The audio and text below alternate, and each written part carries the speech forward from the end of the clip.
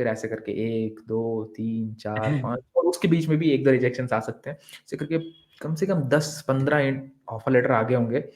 और मतलब क्योंकि आपके पास इतने ऑफर थे तो आपको सीधी सी बात है हाइक भी बहुत अच्छी मिली होगी।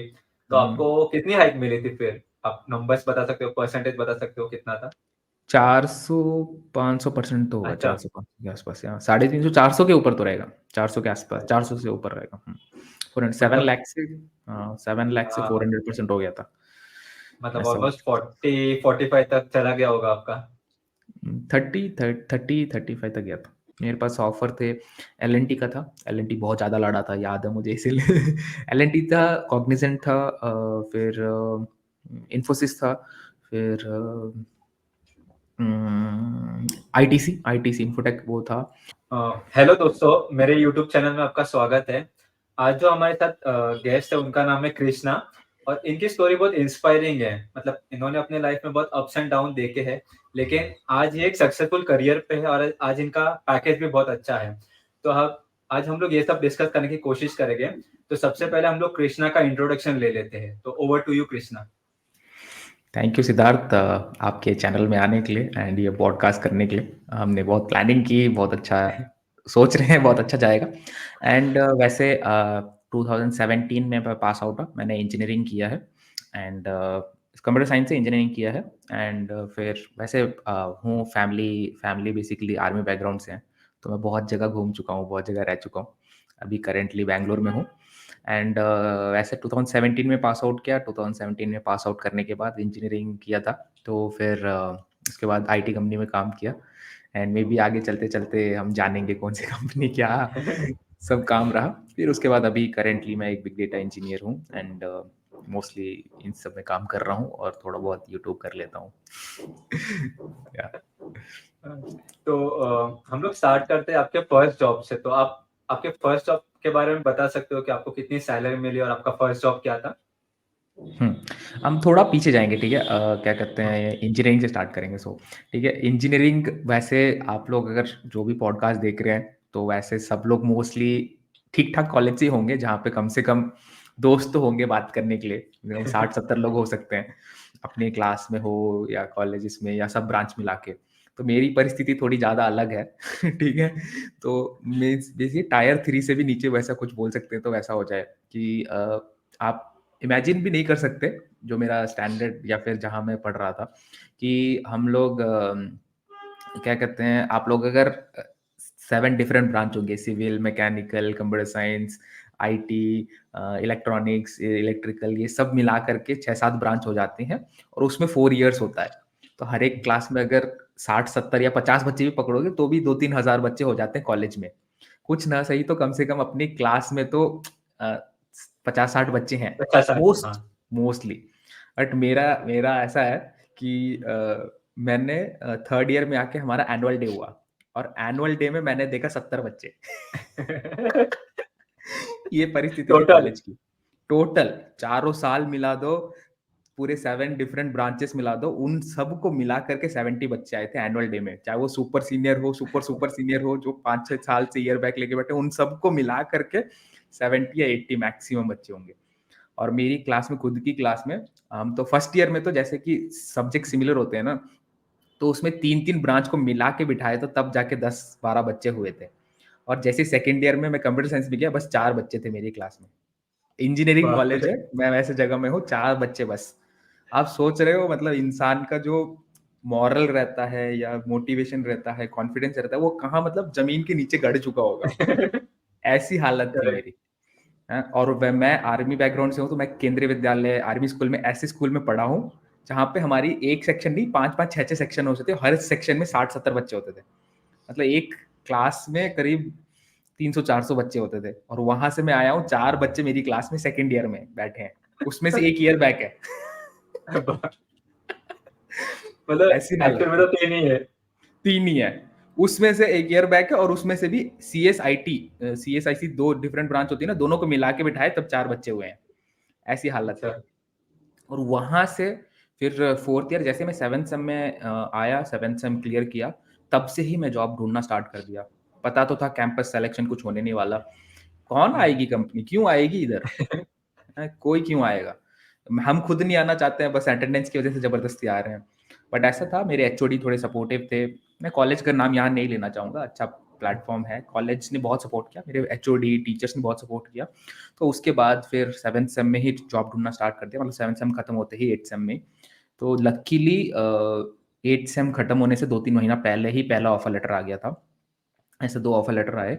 2 ऑफ़र लेटर नहीं, मतलब 1 ऑफ़र लेटर आ गया था, जॉइनिंग डेट बता दिया था। कॉलेज खत्म होते-होते फाइनल एग्ज़ाम के जस्ट 4-5 दिन बाद ही मैंने जॉइन कर लिया था। ज़्यादा वेटिंग पीरियड रहा नहीं मेरा। So that way I feel I am lucky, a, blessed, भगवान का अच्छा आशीर्वाद है, ऐसा हुआ।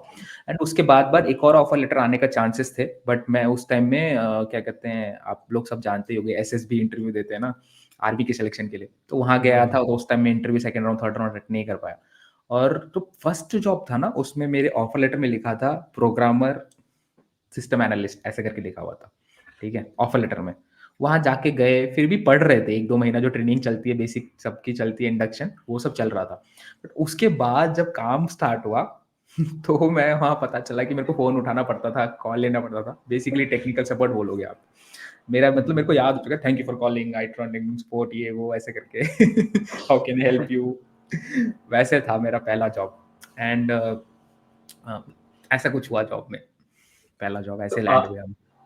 तो आपने फर्स्ट जॉब कैंपस प्लेसमेंट तो हुआ नहीं, मतलब आपने खुद जाके बाहर ढूँढा, बराबर? सही है, सही है।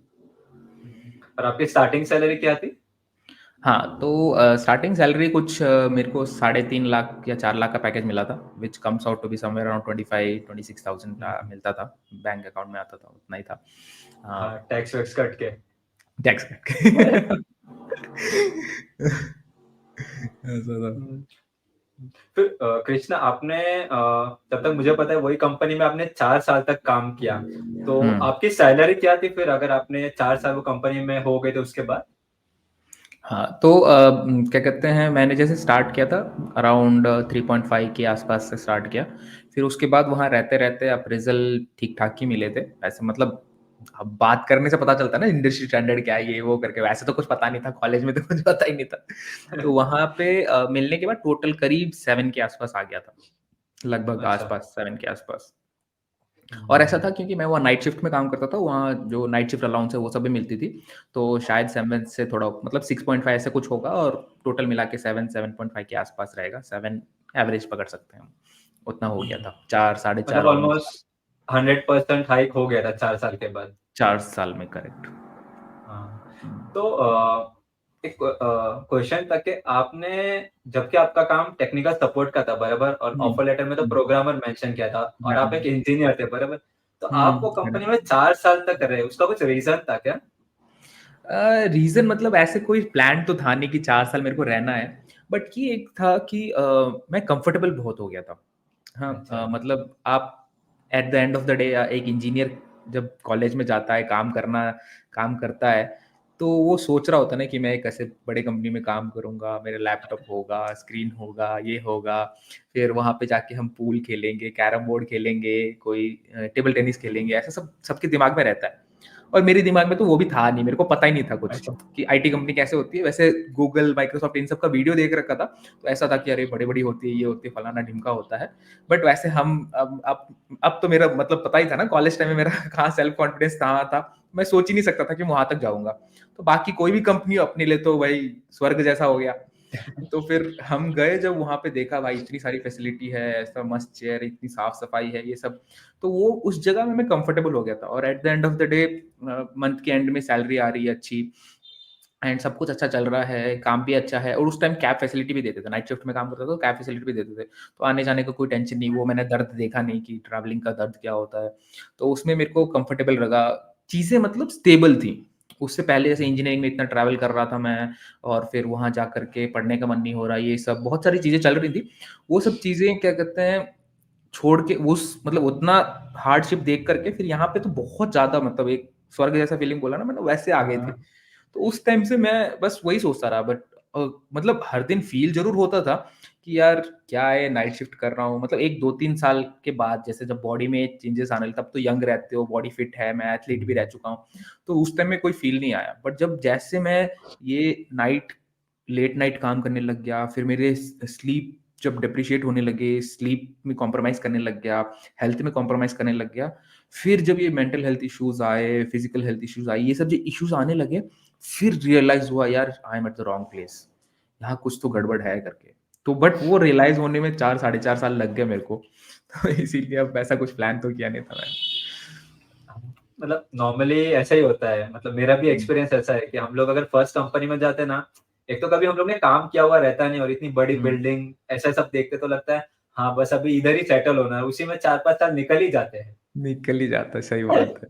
लेकिन एक और पॉइंट आपने बहुत अच्छा बोला कि हेल्थ है वो, अगर वो अफेक्ट हो रहा है तो कोई सेंस ही नहीं बनता आप काम कर रहे हो, क्योंकि हुँ, फाइनली लास्ट में आपको छोड़ना ही पड़ेगा क्योंकि आप हेल्थ को ज़्यादा हुँ, अफेक्ट नहीं कर सकते। हुँ। हुँ, सही बात है। हाँ, ये एक चीज़ बहुत इम्पोर्टेंट है, लोग समझते नहीं हैं यंग एज में भी सोचते हैं पैसा है, but when you hmm. Come to a state आप टेबल के इस साइड में सोचेंगे ना कि पैसा सब कुछ नहीं है, क्योंकि इतना पैसा आने के बाद कितना ही खाओगे यार, कहाँ खाओगे यार? 5 स्टार में होटल में जाके हर दिन तो नहीं खाओगे ना। गाड़ी-वाड़ी चलाओगे, कौन-सी गाड़ी चला लोगे, हाँ? अभी जितना सैलरी है उतने में हायाबुसा भी खरीद सकते हैं, बट क्या हायाबुसा थोड़ी हर दिन लेके जाओगे यार? मतलब एक लिमिट के बाद पता चल जाता है कि यार money is not everything, but at the end of the day health बहुत मतलब आप पैसे कमा लोगे, फिर बाद में हॉस्पिटल में एडमिट होकर के वो पैसे वहाँ के थोड़ी नहीं खर्च करने हैं। तो वो एक टाइम पे पता चल जाता है, फिर उसके बाद बहुत मतलब यू हैव टू टेक अच्छे से सोचना होता है, फिर आगे बढ़ना होता है। बट व्हेयर एज़ अच्छा अच्छा लगा कि 4 साल में कम से कम समझ में आ गया और ज़्यादा 40 साल तो नहीं लगे कम से कम। हाँ। वो एक था। और एक और चीज़ मेरे को ऐसा लगती है कि गाइडेंस का एक बहुत बड़ा रोल है और जितना जल्दी हमको गाइडेंस मिल जाए ना, मतलब एक तो हमें कन्विक्शन रहना चाहिए कि जो मेरे को गाइड कर रहा है वो सही बंदा है या बंदी या जो भी है, ठीक है? क्योंकि कि आप किसी से गाइडेंस नहीं लोगे ना, आप सोचोगे मैं ही करूँगा खुद। मतलब सो र अब आजकल रिसोर्सेज़ बहुत हैं, बहुत नॉलेज है एनवायरनमेंट में आपको मिल सकता है। बट एक पक्का ऐसा गाइड होना चाहिए जिनको आप सुनोगे। तो हुँ। उस तरह का कोई गाइडेंस दे मेरे आईटी करियर में मेरे को कोई ऐसा गाइड मिला नहीं अनफॉर्चुनेटली। तो उस वजह से भी शायद मेरे को लगता है कि I took so much time to grow. Maybe और अभी इसीलिए क्या कहते हैं मैं ऐसा कोशिश करता हूँ कम से कम जो भी इंजीनियरिंग है, जो कोडिंग नहीं करना चाहते, डेवलपर जैसे काम नहीं कर सकते, कम से कम टेस्टिंग में बहुत स्कोप है। तो उस तरह से कम हुँ। से कम मैं अपने वीडियो के माध्यम में बताना चाहता हूँ और उसमें से भी एंड उस तरह से आप भी जैसे ऑटोमेशन इंजीनियर हो, तो उस तरह से हम लोग बहुत कुछ कम से कम हम छोटे लेवल पे ही सही, बट बहुत कुछ वैल्यू ऐड कर पा रहे हैं लोगों के लाइफ में कि हाँ यार, हमसे भी गाइडेंस ले लो, हमने जो गलतियाँ की हैं, हमने जो टाइम वेस्ट किया, आप मत करो, आप जल्दी-जल्दी सीख जाओ कम से कम। तो उस हिसाब से मेरे को ऐसा लगता है गाइडेंस बहुत इम्पोर्टेंट है। अगर शायद मेरे को कोई इंजीनियरिंग के टाइम में 3rd-4th ईयर में कोई गाइड कर दिया होता, क्योंकि मेरा तो कोई फर्स्ट जनरेशन इंजीनियर हूँ, तो 4-5 साल में कोई रहा नहीं और कोई इतना क्लोज़ नहीं रहा जिनसे मैं ओपनली जाके पूछ सकूँ, भैया, दीदी या कोई गाइड कर दो। तो उस तरह से भी शायद साढ़े 4 साल लग गए और क्या। ठीक है, इसमें मेरा भी एक्सपीरियंस ऐसा ही है, मतलब मेरे यहाँ पे भी मैं ही अकेला इंजीनियर हूँ, तो हुँ, करते-करते, सीखते-सीखते हम लोग सीख तो लेते हैं, लेकिन प्रॉब्लम क्या था, वो इतना टाइम निकल जाता है ना, तो यही हुँ, रीज़न है ना कि हम लोग ये पॉडकास्ट भी कर रहे हैं कि भाई हम लोग ने इतना टाइम निकाल दिया, मतलब अभी मेरे को भी हुँ, 9 साल हो गए। आप वो हुँ, शायद 4-5 साल या 3 साल में ही पहुँच जाओ ना, वो गलती मत रिपीट करो, दूसरी कोई गलती एग्ज़ैक्ट रिपीट करो। हाँ, सही बात है। हुँ। तो कृष्णा, आपने जैसे बोला कि आप तो अभी टेक्निकल सपोर्ट में थे, बराबर? हम लोग वहाँ पे हुँ, जाते हैं। तो उसके हुँ, बाद तो आपके पास बहुत सारे करियर ऑप्शंस थे, बराबर? आप डेवलपर बन सकते थे, डेवऑप्स में जा हुँ। सकते थे, तो सॉफ्टवेयर टेस्टिंग ही क्यों चूज़ किया फिर आपने? अगेन फिर वही गाइडेंस वाली बात में आऊँगा मैं। क्या कहते हैं, वहाँ पे भी किसी का गाइडेंस मिला नहीं और मैं भी शायद मेरे को बोल सकते हो मैं भी थोड़ा इमैच्योर जैसा था कि मैंने बहुत चीज़ें एक्सप्लोर करने की कोशिश की, बहुत सारे वीडियोज़ देखे, आर्टिकल्स पढ़े, क्या करूँ, क्या नहीं करूँ? बहुत कुछ ट्राई किया जानने का, इवन डेमो क्लासेस भी लेने का। मैंने एक पाइथन का वेब डेवलपमेंट कोर्स हो गया, फुल स्टैक डेवलपमेंट कोर्स हो गया, ऐसे भी गया, डेमो क्लास लिए। बट पता नहीं कुछ तो सेट नहीं हुआ एंड वहाँ पे कंसिस्टेंसी भी लैकिंग थी क्योंकि मैं हूँ जो बंदा कि कुछ कर रहा हूँ तो कंसिस्टेंटली करके उसको खत्म करूँ, मुकाम तक लेके जाऊँ। मेरा हर समय दिमाग में ऐसा रहा है। करो तो अच्छे से करो, नहीं करो तो मत करो यार। ऐसे मतलब हुँ। मन मार के करने वाली चीज़ मज़ा नहीं आता। तो उस चीज़ में मेरे को थोड़ा कन्विक्शन था। तो फिर मैंने जब 2-3 चीज़ें ट्राई की वहाँ पे मेरे को और ऑनलाइन में मेरे से पढ़ने नहीं होता है। मैं वीडियो अच्छा। वाला बंदा नहीं हूँ। मैं वीडियो में नहीं सीख सकता हूँ। एटलीस्ट तब नहीं था। अब बहुत कुछ चीज़ें मैं बस वीडियो देख के सीख लेता हूँ। मैं बहुत मतलब अभी तो बहुत ज़्यादा चेंज हो चुका हूँ। तो उस टाइम में मेरे को ऐसा लगता था कि क्लासरूम में जाके सीखूँगा तो ही हो सकता है मेरे से। वो एक मेंटल ब्लॉकर जैसा बोल सकते हो। तो वैसा मेरे सोच में था। तो उस वजह से फिर मैं क्या कहते हैं कुछ प्लान नहीं कर पाया और फाइनली मेरे एक बड़े भाई जैसे बोलोगे, उनको अंकल बोल सकते हैं, बड़ा भाई भी बोल सकते हैं, मेरे से बड़े हैं। उनने एक कोर्स किया था टेस्टिंग का, ईटीएल टेस्टिंग का कोर्स किया था। तो उनने जो ईटीएल टेस्टिंग का कोर्स किया, उनने बोला 15,000 का कर ले। और मैं जो भी कोर्स देख रहा था 20-25 हज़ार का देख रहा था।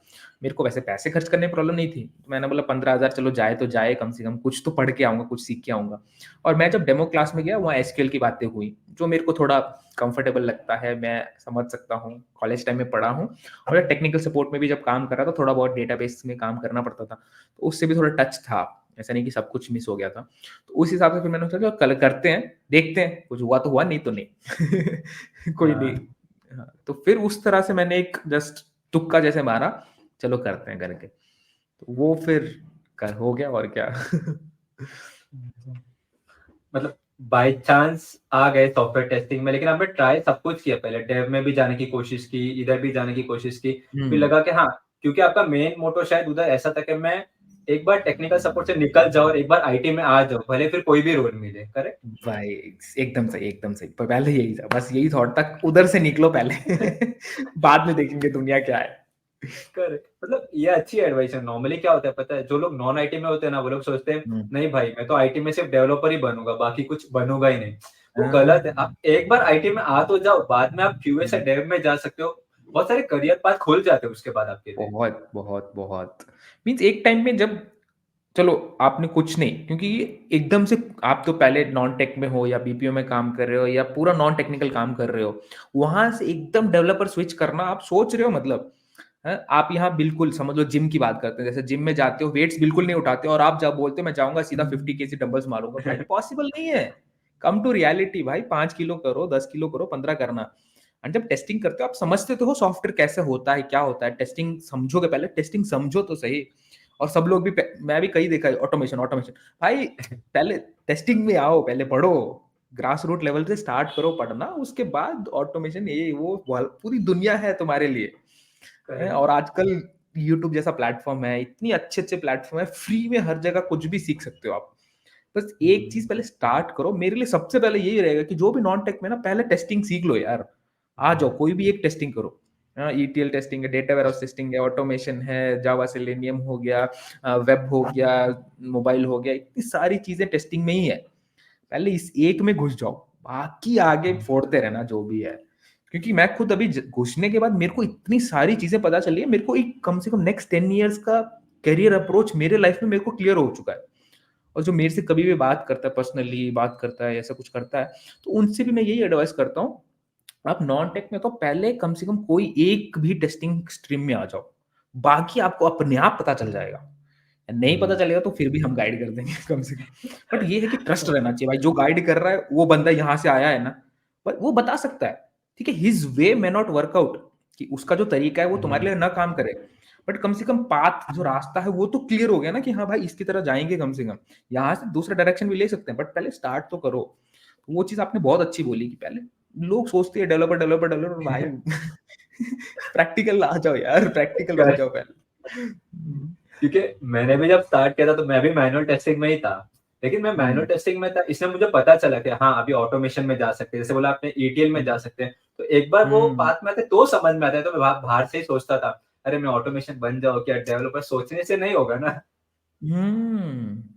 प्रैक्टिकली सोचना पड़ेगा लोगों को कि कितना टाइम लगेगा, कितना एफर्ट लगेगा, इतनी सारी चीज़ें हैं सीखने के लिए।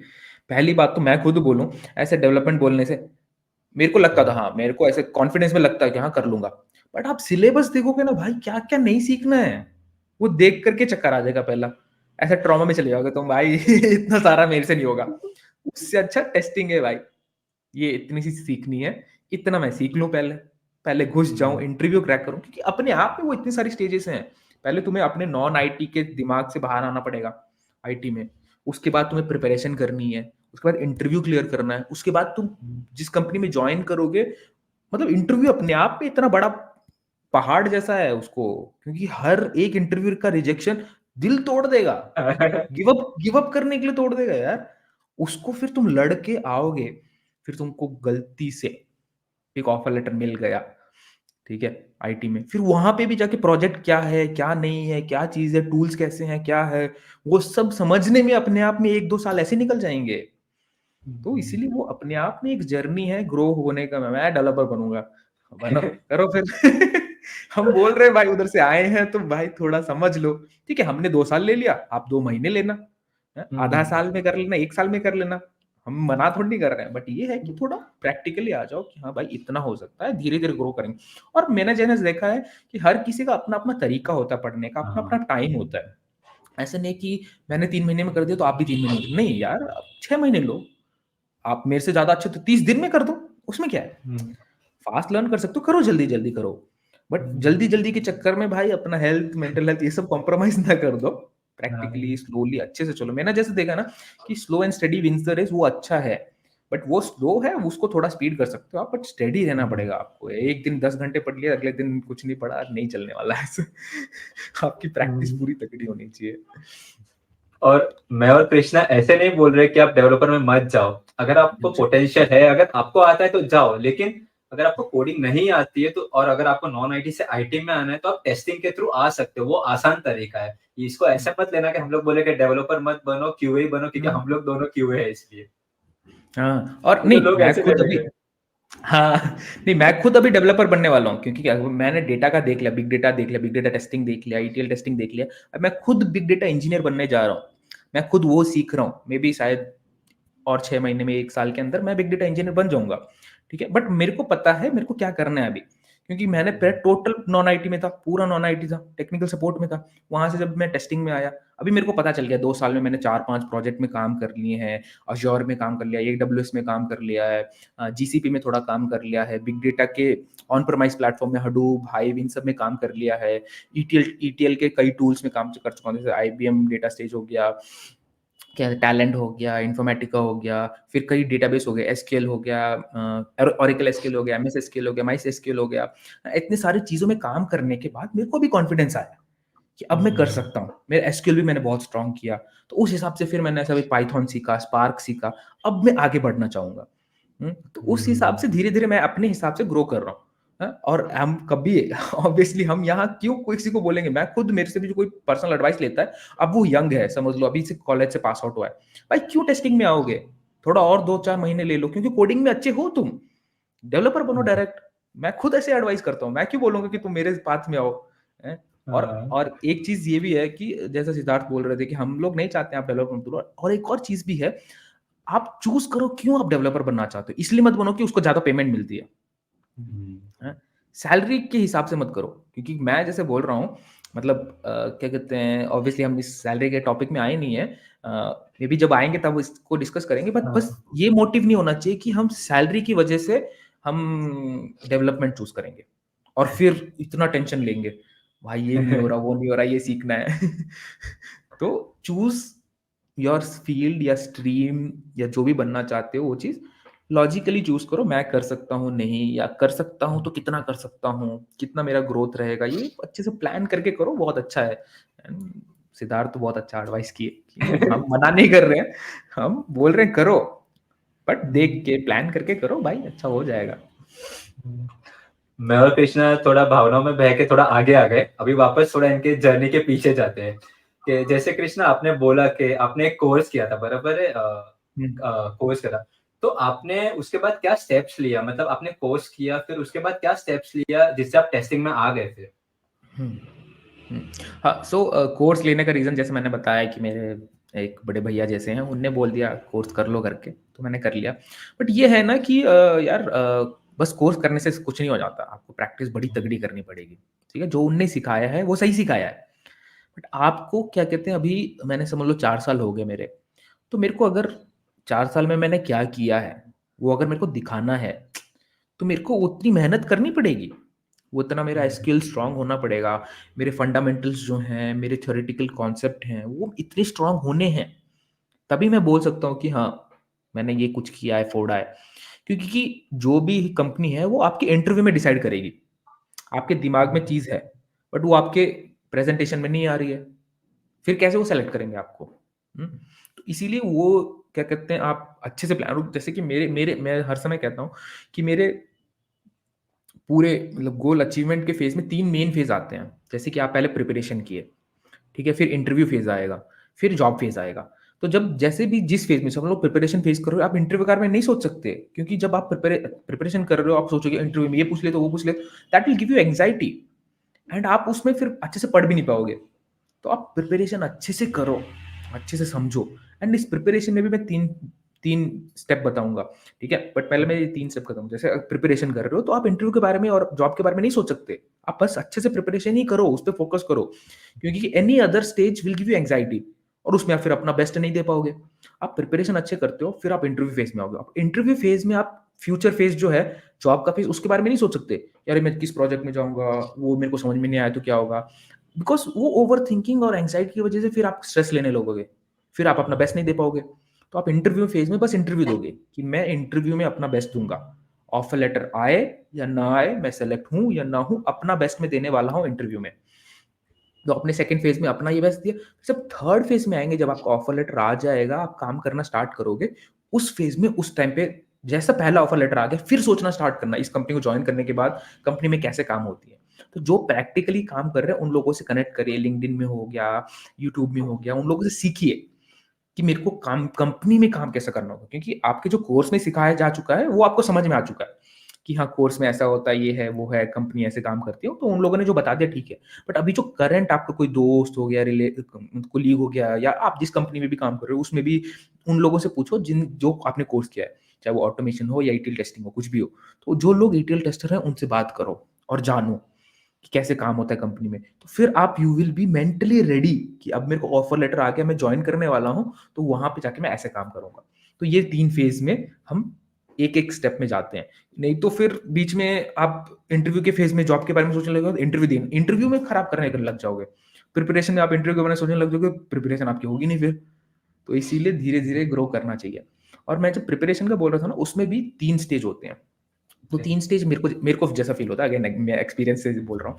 तो 3 स्टेज होता है। एक होता है आपने लर्निंग कर ली, ठीक है? जो कोर्स में पढ़ा रहे हैं या आप ऑनलाइन सीख रहे हो या कहीं से भी उनने लर्निंग कर ली, ठीक है? You have learned it. The second चीज़ होगा कि आप प्रैक्टिस करें उस चीज़ को अच्छे से। क्योंकि आपने एसक्यूएल सीख लिया या जावा सीख लिया, बट आप प्रैक्टिस नहीं करोगे तो फिर आप भूल जाओगे। क्योंकि इंटरव्यू में आपसे वो रियल टाइम सिनेरियो पूछेंगे और आप प्रैक्टिस नहीं कर रहे। क्योंकि आप जब प्रैक्टिस करते हो आप गलती करोगे वहाँ पे। अच्छा सेमीकोलन मिस हो गया, अच्छा ये मिस हो गया, अच्छा वो मिस हो गया, ये क्लॉज़ यहाँ पे आएगा, समझ लो एसक्यूएल में हो गया। तो where clause, having clause, group by clause इसका सीक्वेंस होता है। आप group by clause, having clause से पहले नहीं लगा सकते, मतलब वेयर क्लॉज़ से पहले नहीं लगा सकते, गड़बड़ हो जाएगी। आप ये गलती करते रहोगे प्रैक्टिस के टाइम, तभी आपको पता चलेगा। तो इसलिए सेकंड फेज़ में आप क्या करते हो, प्रैक्टिस करते हो। फिर थर्ड फेज़ में प्रेज़ेंट करते हो। फर्स्ट में आपने लर्न किया, सेकंड में आपने प्रैक्टिस किया, थर्ड में आपने प्रेज़ेंट किया। क्योंकि कि at the end of the day आपने कितना भी यहाँ पे भरा हो, बट अगर आपके मुँह से नहीं निकल पाएगा इंटरव्यू के टाइम, वो क्या बोलेगा इसको नहीं आता कुछ। इंटरव्यू तो यही समझेगा ना, हैं? आपका मन तो पढ़ नहीं सकता वो। आपका वही चीज़ से देख सकता है, भाई आप अच्छे से प्रेज़ेंट कर रहे हो, भाई अच्छे से प्रेज़ेंट कर रहे हो, उसने देखा भाई ये अच्छा प्रेज़ेंट कर रहा है। क्योंकि आपकी जो भी नॉलेज है वो प्रेज़ेंटेशन में निकलनी चाहिए। तो आप एक टॉपिक पढ़ते हो, कुछ भी पढ़ते हो तो वो आप प्रेज़ेंट करते हो, प्रैक्टिस करते हो कि मैं प्रेज़ेंट कैसे करूँ, फिर उसमें इम्प्रूवमेंट लाते हो। फिर आपका इंटरव्यूइंग स्किल्स जो है वो बढ़ जाती है। तो सॉरी मैंने थोड़ा ज़्यादा टाइम ले लिया बट ये बहुत थोड़ा इम्पोर्टेंट लगा मुझे बोलने। नहीं, नहीं, ये इम्पोर्टेंट था, मतलब बहुत अच्छा पॉइंट था कि हैंड्स ऑन करो, क्योंकि जैसे आपने बोला हुँ, एसक्यूएल का, मैंने भी पहले थोड़े इंटरव्यू दिए, तो वो लोग ऐसे बोलते हैं कि भाई ये एसक्यूएल क्वेरी लिख, ये टेबल से ये डेटा लाना है। अगर मैं लिख ही नहीं पाया, भले मेरे को कितना भी आता हो, मैं बोल के नहीं हो पाएगा, हुँ। मेरे को लिख के उसका रिजल्ट बताना पड़ेगा, तो ही वो लोग सिलेक्ट करेंगे ना, नहीं तो क्यों करेंगे? एग्ज़ैक्टली सही बात है, एकदम सही बात। फिर ठीक है कृष्णा, आपने वो कोर्स लिया तो आपको फिर वो कोर्स में कितना टाइम लगा वो सीखने को? मतलब आपने फिर कितना टाइम दिया उसके लिए? और फिर आपने कोर्स लिया और उतने टाइम के बाद आपको मिल गया था सॉफ्टवेयर टेस्टिंग का जॉब? हाँ, बेसिकली वहाँ थोड़ा लॉकडाउन का टाइम था, तो इसीलिए बीच में ओके। गैप हो गया, लॉकडाउन लग गई, 1-2 महीने का गैप हो गया। तो मोस्टली 3 टू 4 मंथ्स में कोर्स खत्म हो जाता है, ठीक है? बट मेरे टाइम में 6 मंथ्स लग गए क्योंकि 2 महीना ब्रेक हो गया था, तो 6 मंथ्स लग गया। और कोर्स खत्म होने के बाद मेरे को कम से कम 2 या 3 हफ्ते लगे होंगे, क्योंकि मेरे को प्रैक्टिस करने का अच्छा टाइम मिल गया था, मैंने प्रैक्टिस अच्छा किया था और उस टाइम में थोड़ा ज़्यादा ही स्ट्रेस में था, बहुत सारी चीज़ें चल रही थी। तो उस टाइम मेरे पास एक ही चीज़ था कि मेरे को प्रैक्टिस करना है बस, मेरे को पढ़ना ही है। उस टाइम में बाहर कहीं जा नहीं सकते, कुछ नहीं कर सकते, तो घर पे ही रहना है। तो घर पे रहना है तो मैंने सब सोशल मीडिया सब कुछ सबसे कट ऑफ कर दिया और मैंने बस पढ़ाई की। तो मेरा उसी 6 महीने के अंदर हो गया सब कुछ। बट वैसे देखा जाए तो मोस्टली क्या होता है कि जितने टाइम का कोर्स होता है उससे 1-2 महीना एक्स्ट्रा लग सकता है प्रिपरेशन के लिए, प्रैक्टिस करने के लिए अच्छे से, तो लग सकता है। जो बिल्कुल ही नॉन आईटी से हों, उनका कम्युनिकेशन स्किल थोड़ा खराब हो, तो उनको थोड़ा 2 महीना एक्स्ट्रा लग सकता है। पर जो ठीक-ठाक कम्युनिकेशन है और जिनका टेक्निकल स्किल में कमांड अच्छा है, तो उनको मेरे को लगता है कि शायद अगर 4 महीने का कोर्स है, 5वें महीने से अच्छा कर सकते हैं। तो मेरे हिसाब से मेरे को 6 महीने लगा, फिर 2 या 3 हफ्ते लगे प्रैक्टिस करने में, फिर उसके बाद मैंने अ, इंटरव्यू क्रैक करने में मेरे को शायद 2 हफ्ते लगे होंगे। पहला 1 हफ्ता तो इंटरव्यू कॉल्स ही नहीं आ रहे थे। फिर उसके बाद जब कॉल्स आना स्टार्ट हुए तो रिजेक्शंस बहुत सारे हुए। मतलब I was thinking I was giving my good I was doing good करके I was giving my best, मतलब उस टाइम का बेस्ट हो सकता है जो कि एकदम नॉन आईटी से आईटी में तैयारी करके आया हो। बट कम से कम 5 या 6 कंपनीज़ से रिजेक्शन तो मिली होंगी। मतलब हाँ, लगभग आप बोल सकते हो कि पहला ऑफर लेटर आने में कोर्स स्टार्टिंग से लेके 7 मंथ्स लग गया होगा लगभग। हम्म। हुँ। फिर भी मतलब ऐसा देखा तो ज़्यादा टाइम नहीं, अगर एक नॉन आईटी से आईटी में मूव होना है तो 7 मंथ्स इज़ फेयर इनफ कि हाँ, हाँ, ठीक या है। साढ़े साढ़े 4 साल से अच्छा तो है 7 मंथ अच्छा ही है, बहुत ज़्यादा अच्छा ही है। तो 7-8 months I don't think it's big number and हाँ। अगर जो जितना ज़्यादा टाइम से है, उनको थोड़ा ज़्यादा टाइम लग सकता है। बाकी जो फ्रेशर्स हैं, 1-2 साल में रियलाइज़ कर लेते हैं this is not my place, तो उनके लिए 2-3 महीना भी 4-5 महीने आई गेस 6 मंथ्स पकड़ के चलो, एक आईटी का जॉब मिलने के लिए 6 मंथ्स पकड़ के चलना अच्छा है। मेरे लिए 7 मंथ्स हुआ। तो वेल इनफ, गुड इनफ। पहला ऑफर लेटर के लिए, वैसे जॉइन करने में फिर 3 महीने का नोटिस भी था, तो जॉइन करने तक मे बी 9-10 महीने हो गए होंगे।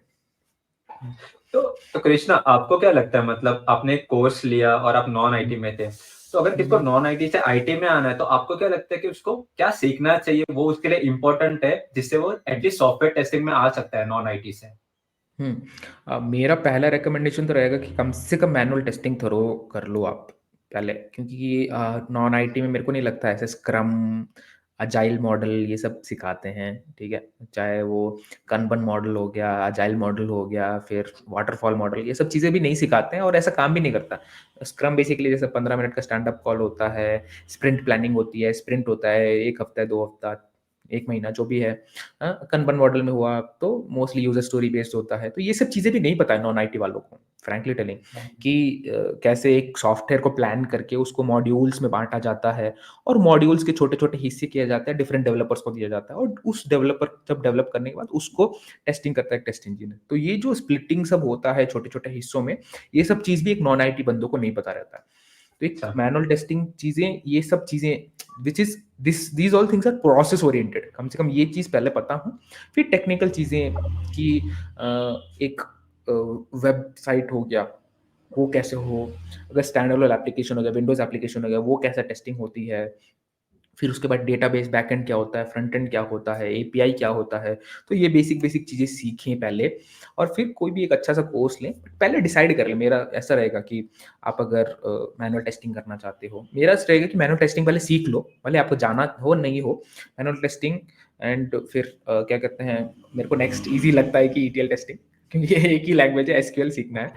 फिर ऑटोमेशन हो गया तो आप जावा सेलेनियम कर सकते हो, पाइथन सेलेनियम कर सकते हो। Selenium is a free source, इसीलिए पॉपुलरली एक्सेप्टेड है। वैसे और भी कई हैं, प्लेराइट हो गया, ऐसे बहुत सारी कई और टूल भी हैं जो साइप्रस कि है में। हाँ, ऐसे कई सारे टूल हैं, तो वो भी यूज़ कर सकते हैं, लर्न कर सकते हैं, but mostly selenium is most popular, तो वो सीख सकते हो आप, ऑटोमेशन करना हो। ईटीएल टेस्टिंग सीखना हो, तो आप एसक्यूएल तो सीख ही सकते हो, which is a language anyway, query language है। तो एसक्यूएल सीख सकते हो और कोई भी एक ईटीएल टूल सीख सकते हो। हाँ, या कोई भी एक डेटाबेस सीख सकते हो। ऑब्वियसली आप एसक्यूएल प्रैक्टिस करोगे तो किसी एक डेटाबेस में प्रैक्टिस करोगे। तो ओरेकल एंड एमएस सीक्वल जो कि माइक्रोसॉफ्ट का माइक्रोसॉफ्ट सीक्वल है और एमएस सीक्वल है।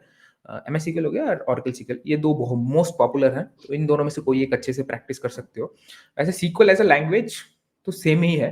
वैसे डेटाबेस के हिसाब से थोड़ी बहुत चीज़ें चेंज होती रहती हैं, बाकी सब सेम है। हाँ, तो उस तरफ से मेरे ईटीएल टेस्टिंग में जाना हो तो एसक्यूएल स्ट्रांग हो जाए एंड कोई एक ईटीएल टूल सीख लो। तो उस हिसाब से you can learn and do and automation हो गया तो जावा आप सीख सकते हो। अगर आपका जावा बैकग्राउंड ऑलरेडी है, कॉलेज में अच्छे से रहे हो, उसमें कोई प्रोजेक्ट वोजेक्ट किया, जावा स्ट्रॉन्ग है, तो जावा सेलेनियम हो गया, या अगर पाइथन है तो पाइथन सेलेनियम हो गया। तो इस तरह से ऑटोमेशन पकड़ सकते हो, ईटीएल पकड़ सकते हो। बिग डेटा में एकदम से रिकमेंड नहीं करूँगा कि आप नॉन आईटी से डायरेक्ट बिग डेटा में आ जाओ, तो वो मैं रिकमेंड नहीं करूँगा। अगर आप ऑटोमेशन चाहते हो तो चूज़ कर सकते हो, वेब वेब ऑटोमेशन हो सकता है या मोबाइल ऑटोमेशन हो सकता है। वैसे तो आप अच्छे से चूज़ करके फिर उस तरह से तैयारी कर सकते हो। एंड जैसे आप सीख जाते हो, मेरे को ऐसा लगता है कि जैसे आप सीख जाते हो गुड इनफ, इंटरव्यू लेवल पे सीख जाते हो, तो फिर आप बहुत जल्दी उसके आस-पास की चीज़ें सीख सकते हो। क्यों, जैसे मैंने सोचा है कि अगर आप जावा सेलेनियम सीख जाते हो, एक वेबसाइट ऑटोमेशन सीख जाते हो, तो मोबाइल ऑटोमेशन ज़्यादा मुश्किल नहीं रहेगा आपके लिए। बहुत आसानी से हुँ, सीख सकते हो। तो उस हिसाब से उसके आस-पास के टूल हो गया, कोई भी सेलेनियम के अलावा भी, तो वो भी आप जल्दी-जल्दी सीख पाओगे। और अगर आप ईटीएल टेस्टिंग सीख जाते हो, तो उसके आस-पास हो गया, डेटा वेयरहाउस टेस्टिंग हो गया, डेटाबेस टेस्टिंग हो गया, बीआई टेस्टिंग हो गया, व्हिच इज़ समवेयर क्लोज़। तो उसके आस-पास की चीज़ें आप फटाक-फटाक सीख जाओगे। ऐसा मेरे को लगता है। कोई एक चीज़ एक अच्छे से पकड़ के सीख लिया आपने, उसके आस-पास की चीज़ें ना आप आराम से जल्दी-जल्दी सीख सकते हो। तो वैसा हुँ, मेरा अप्रोच है, and I would always recommend advice कि इस तरह से आप सीखो, एक फ़ोकस चीज़ सीख लो, उसके फिर आस-पास की चीज़ें जल्दी-जल्दी सीख जाओगे। बट ऐसा क्लटर्ड वे में ये भी सीखना है, ऐसे करोगे तो फिर आप मेंटली भी डिस्टर्ब रहोगे, भाई इतनी सारी चीज़ सीखनी है, ओवरवेलमिंग हो जाएगा, हुँ। वो परफ़ॉर्मेंस खराब हो सकती है।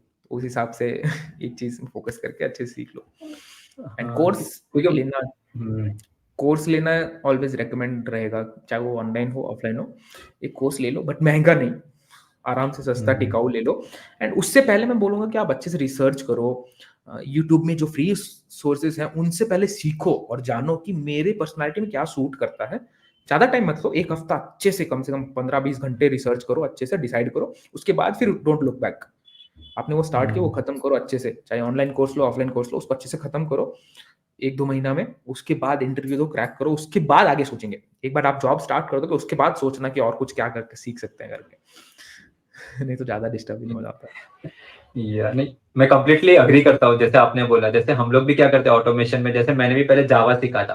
तो हुँ, एक बार जावा सीख लिया ना, अभी मैं जावास्क्रिप्ट भी सीख लिया हूँ, तो वो ट्रांज़िशन हुँ, ईज़ी हो जाता है क्योंकि हमको पता है कि हुँ, कांसेप्ट तो सेम है, सिर्फ थोड़ा बहुत सिंटैक्स चेंज हो जाता है। तो एक एग्ज़ैक्टली। जगह से दूसरी जगह मूव होना बहुत ईज़ी हो जाता है अपने लिए, अगर आप एक जगह हुँ, पे मतलब अच्छे से कर रहे हो तो।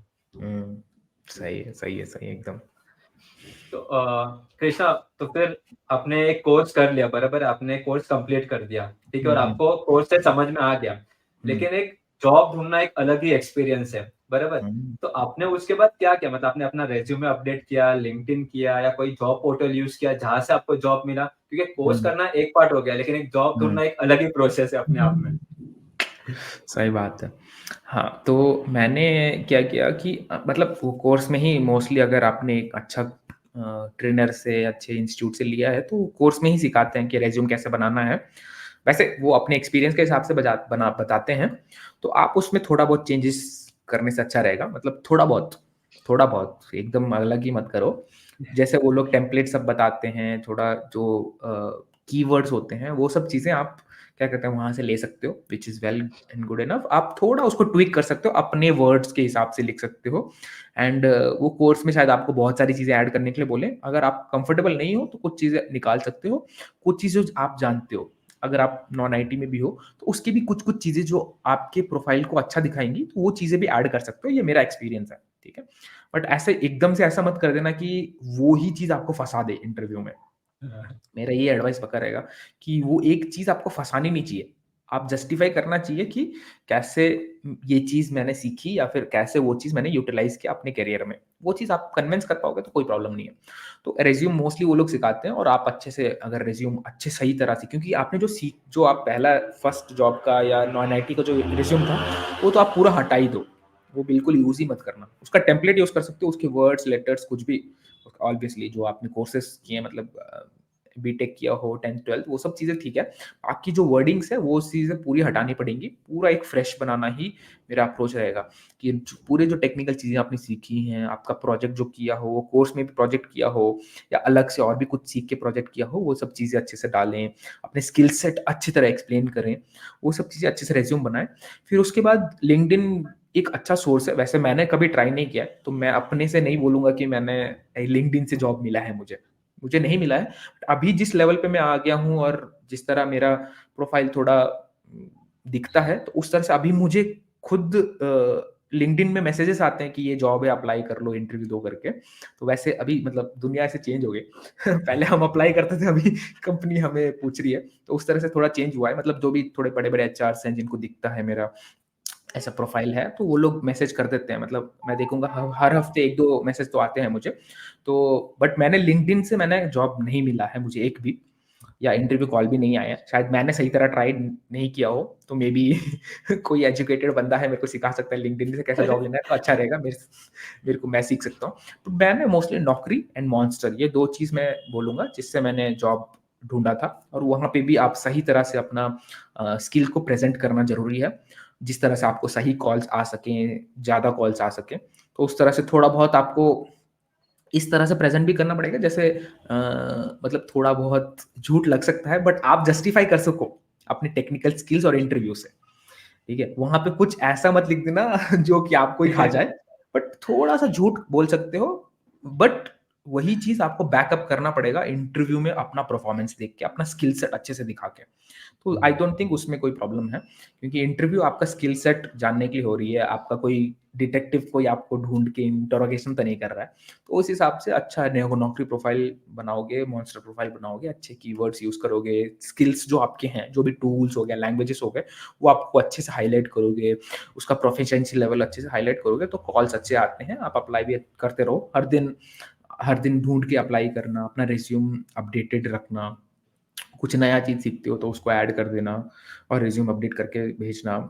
तो ये सब चीज़ें मैंने अपने जर्नी में की थी, कि ये सब मैंने फ़ॉलो किया था। इनिशियल स्टेज में थोड़ा बहुत डिफ़िकल्ट रहा था। ये सब चीज़ थोड़ा पकड़ने के लिए उतना फ़ास्ट चीज़ें चलती हैं। तो क्योंकि आपको लगा था टक, टक, टक, टक कॉल आते रहेंगे, आपको इंटरव्यू शेड्यूल होता रहेगा, आपको याद भी नहीं रहेगा इस टाइम में ये शेड्यूल किया है, उस टाइम वो शेड्यूल किया है। तो अच्छे से पेन पेपर लेकर के नोट करना, इस कंपनी को इस टाइम पे बोला है, ऐसे करना है। तो थोड़ा ये चीज़ प्लानिंग से अच्छा रहेगा, क्योंकि नहीं तो वो स्टेज भी बहुत ओवरवेलमिंग हो जाता है, बहुत हो जाता है, और फिर रिजेक्शंस जो होती हैं उसको फेस करने का अलग मोटिवेशन चाहिए रहता है। तो आपका कोई दोस्त हो जिनसे आप बात कर सको, और अगर आप प्रिपरेशन कर रहे हो और आपके साथ भी कोई और प्रिपरेशन कर रहा हो ना, तो बहुत हुँ, अच्छा रहता है। उस एनवायरनमेंट में रहोगे, तो एक-दूसरे को मोटिवेट करते रहेंगे। बट ये है कि अच्छे से मोटिवेटेड रहना है, गोल ओरिएंटेड रहना है कि हमें जॉब चाहिए नेक्स्ट 2 महीने में। तो वो गोल ओरिएंटेड रहना ज़रूरी है, क्योंकि कि दोस्त ऐसे भी होते हैं जो आपको डिस्ट्रैक्ट कर लेंगे। तो वैसे दोस्त नहीं चाहिए। ऐसे दोस्त चाहिए जो आपको फ़ोकस्ड रख सकें, जिसके साथ आप मन हल्का कर सको। अगर कुछ फैमिली प्रॉब्लम्स है, उसको शेयर करके मन हल्का कर सको, हुँ, एंड दोनों गोल ओरिएंटेड रह करके अच्छे से प्रिपरेशन कर सकें। तो उस हिसाब से बहुत, एंड इवन मैंने देखा है दोस्तों में, अगर आप दोस्त हों, तो उसमें क्या होता है कि अ समझ लो मॉक इंटरव्यू जैसे प्रैक्टिस कर सकते हैं। एक हुँ, बंदा क्वेश्चन पूछता है, एक बंदा आंसर देता है। आप उसको कुछ नहीं, अगर आपका दूसरा जो दोस्त है वो नॉन आईटी से है, वो क्या ही मदद करेगा। तो आप खुद के मोबाइल में ऑडियो रिकॉर्डिंग ऑन करके सुन सकते हो कि मैंने कौन से क्वेश्चन का आंसर अच्छा कर सकता हूँ, इम्प्रूव कर सकता हूँ। तो उसको आप और अच्छा इम्प्रूव कर सकते हो। तो ये प्रैक्टिस कुछ-कुछ हैं चीज़ें जो मैं फॉलो करता था, which helped me a lot. So उस हिसाब से एटलीस्ट पहला आईटी इंटरव्यू क्रैक करने पहले कुछ तो बहुत मदद की है। फिर उसके बाद अभी तो शायद इट्स डिफरेंट बॉल गेम, ज़्यादा ही आसान लगने लगा है। हुँ, क्योंकि जैसे आपने बोला ना कि अगर कोई दूसरा बंदा भी अगर इंटरव्यू दे रहा है आईटी का, हुँ, तो उसका एक्सपीरियंस भी हम लोग ले सकते हैं कि भाई तेरे को कौन-कौन हुँ, से क्वेश्चंस पूछे, क्या-क्या पूछ रहे। और एक हुँ, टाइम के बाद ये मेरा एक्सपीरियंस है कि हम लोग अगर 3-4 इंटरव्यू देते ना, तो हमको भी समझ में आ जाता है कि यही सेट ऑफ क्वेश्चंस है जो मुझे 5वें इंटरव्यू में पूछने वाले हैं। तो सही मैं है। वही प्रिपेयर करके जाऊँ। मेरे को तो ऐसे ही लगता है, कम से कम 80% सेम ही हो जाते हैं, क्योंकि मार्केट तो वही है, 80% 90% सेम हो जाते हैं। बाकी थोड़े बहुत सिनेरियो बेस्ड, कंपनी बेस्ड थोड़ा चेंज हो सकते हैं, बाकी सब सेम रहता है। बहुत अच्छा है आपका रियलाइज़ेशन, अच्छा है। और आपका नोटिस पीरियड कितना था वो कंपनी में? फर्स्ट कंपनी 3 में? महीने का मैं 3 महीने का था वो अच्छा, नोटिस। तो वो तो और एक प्रॉब्लम हो जाता है क्योंकि लोग एचआर का कॉल आता है, हम लोग बोलते हैं 90 हुँ। डेज़ तो उधर ही बोलते हैं okay will get back to you और वो वापस कभी कॉल नहीं करते। तो वहाँ पे मैंने ऐसा था कि मेरा सिंस सेम मैनेजर के अंडर मैंने काम किया, व्हिच इज़ ऑल 4 इयर्स, तो वो मैनेजर थोड़ा अच्छा था मेरे साथ, एंड मतलब कुछ चीज़ें हो सकती हैं जो may be he seemed he is a good guy and may be selection उस टाइम में भी इंटरव्यू भी उनने लिया था मेरा मैनेजर राउंड जो था पहला कंपनी का इंटरव्यू, तो वो इंटरव्यू भी उनने लिया था एंड उनका थोड़ा पर्सनल अभी रैपो बिल्ड हो चुका था। 4 साढ़े 4 साल हो चुकी हैं। इतने सारे टीम आउटिंग जा चुके हैं, इतने सारे लंच, डिनर, इतने सारे पार्टीज़ कर चुके हो एक साथ। तो दैट वे मेरे को लगता है कि वो एक रिलेशन तो बिल्ड हो चुका था ऑब्वियसली, वैसा नहीं कि एकदम तुम दोस्त ही बन जाओ, नहीं। बट ऑब्वियसली वो प्रोफेशनल भी रहा और थोड़ा एक पर्सनल टच भी हो चुका था। तो उस हिसाब से मेरे को पता था कि वो थोड़ा मेरा नोटिस कम करवा देंगे एंड फिर जब मैंने इंटरव्यू देने लगा और ये भी एक चीज़ था कि मैं 90 डेज़ नहीं बोलता था, मैं 2 मंथ्स बोलता था, ठीक है? क्योंकि मुझे एक थोड़ा भरोसा था कि हाँ, कम कर देंगे और ऐसा भी था कि मैं एक इंटरव्यू के बाद तो सीधे-सीधे रुख खत्म नहीं कर लूँगा, मैं दूसरे इंटरव्यूज़ भी दूँगा। तो मे बी अगर एक ऑफर लेटर आ जाए तो उसके बाद पेपर डाल दूँ, मतलब अगर पेपर डाल दूँगा नोटिस पीरियड स्टार्ट हो ही जाएगी। उस बीच में मैं देता रहूँगा, तो मे बी 2 महीना अगर मैंने बोला है और इफ दे आर अभी सिंस मैंने जब क्या कहते हैं रेज़िग्नेशन डाला, तो फिर उनने इंटरव्यू किया मेरे साथ, एक मीटिंग हुई, तो उस मीटिंग में भी मैंने बोला ऑब्वियसली मेरे पास ऑफर लेटर था नहीं जब मैंने डाला, ठीक है? वो 90 डेज़ है, बड़ा है, मेरे को भी ये प्रॉब्लम फेस हो रहा था कि एचआर को अगर 90 डेज़ बोला तो प्रॉब्लम है। तो बट ये एक भरोसा था दिल में कि 90 डेज़ में 3 महीने में तो मिल ही जाएगा यार। और फिर उसका बैकअप प्लान के लिए ये थोड़ा एक टची है मेरे लिए बहुत। तो मेरे को बहुत डर लग रहा था कि हो पाएगा कि नहीं, क्या होगा, नहीं होगा। ऑलरेडी क्योंकि 5-6 इंटरव्यू दे चुका हूँ, कुछ हो नहीं रहा है, रिजेक्शंस आ रही हैं। रिजेक्शन मतलब एक आपको पता भी नहीं चलता ना, बताते भी नहीं कॉल करके कि यार आप रिजेक्ट हाँ। हो गए हो। कुछ कॉल बैक नहीं, एक थोड़ा डिमोटिवेट हो जाता बंदा। तो उस टाइम पे बट मैं सोच रहा था ना मेरे से काम ठीक से हो पा रहा है, क्योंकि वो भी फ़ोकस नहीं कर पा रहा, पढ़ाई ठीक से हो नहीं पा रही, इंटरव्यू ठीक से हो नहीं पा रहा। तो उस वजह से मैंने सोचा थोड़ा मतलब रेज़िग्नेशन डाल ही देते हैं। क्योंकि एक वो पता था जितना मेरे को कि नोटिस पीरियड में इतना काम नहीं करना होता है। तो वो चीज़ को लेके फिर मैंने सोचा, फिर मैंने एक पापा से बात किया थोड़ा। पापा से नहीं, पहले मैंने मम्मी से बात किया कि क्या कहते हैं मैं कंपनी छोड़ दूँ, 3 महीने का टाइम है। अगर कुछ नहीं हुआ तो और 3 महीने मेरे को खिला सकते हो क्या घर पे बिठा के? ऑब्वियसली लड़कों का वो डर रहता है, पता नहीं लड़कियों के लिए शायद ईज़ी होगा, बट ऑब्वियसली किसी को डीमिंग नहीं कर रहा हूँ मैं। बट लड़कों को वो बहुत डर रहता है कि अगर हम नहीं कमाते हैं तो हमारी कोई वैल्यू नहीं रहेगी, हम नहीं कमाते हैं तो मतलब सब लोग देखते हैं कि ये घर को सँभालेगा, ये कमाएगा, ये करेगा। तो वो एक प्रेशर रहता है। मेरा कभी ऐसा मतलब किसी ने दबाव तो नहीं डाला, कभी किसी ने कहा नहीं कि तू पैसा नहीं कमाएगा तो ये वो करके। बट मेरे को हर समय वो द फीलिंग ऑफ रिस्पॉन्सिबिलिटी था कि मैं हर समय कमाऊँ ये वो। तो उस वज़ह से मेरे को एक थोड़ा डर था। तो उस वज़ह से मैंने फिर पापा से पूछा, मतलब मम्मी से पहले पूछा, मम्मी ने मतलब मैं बात करते-करते उस टाइम रोने लग गया था। ऑब्वियसली इतने बड़े होने के बाद तुम माँ के सामने रो नहीं सकते, बट फिर भी मैं थोड़ा रोने लग गया था। फिर उस टाइम मम्मी ने थोड़ा, अब मम्मी भी देखती है बेटा रो रहा है तो मम्मी भी थोड़ा ऐसे हो जाती है। फिर उस टाइम में फिर मम्मी ने बोला कि ठीक है पापा से बात कर ले। तो फिर मम्मी ने कॉल लगाया, फिर मैंने पापा से बात किया।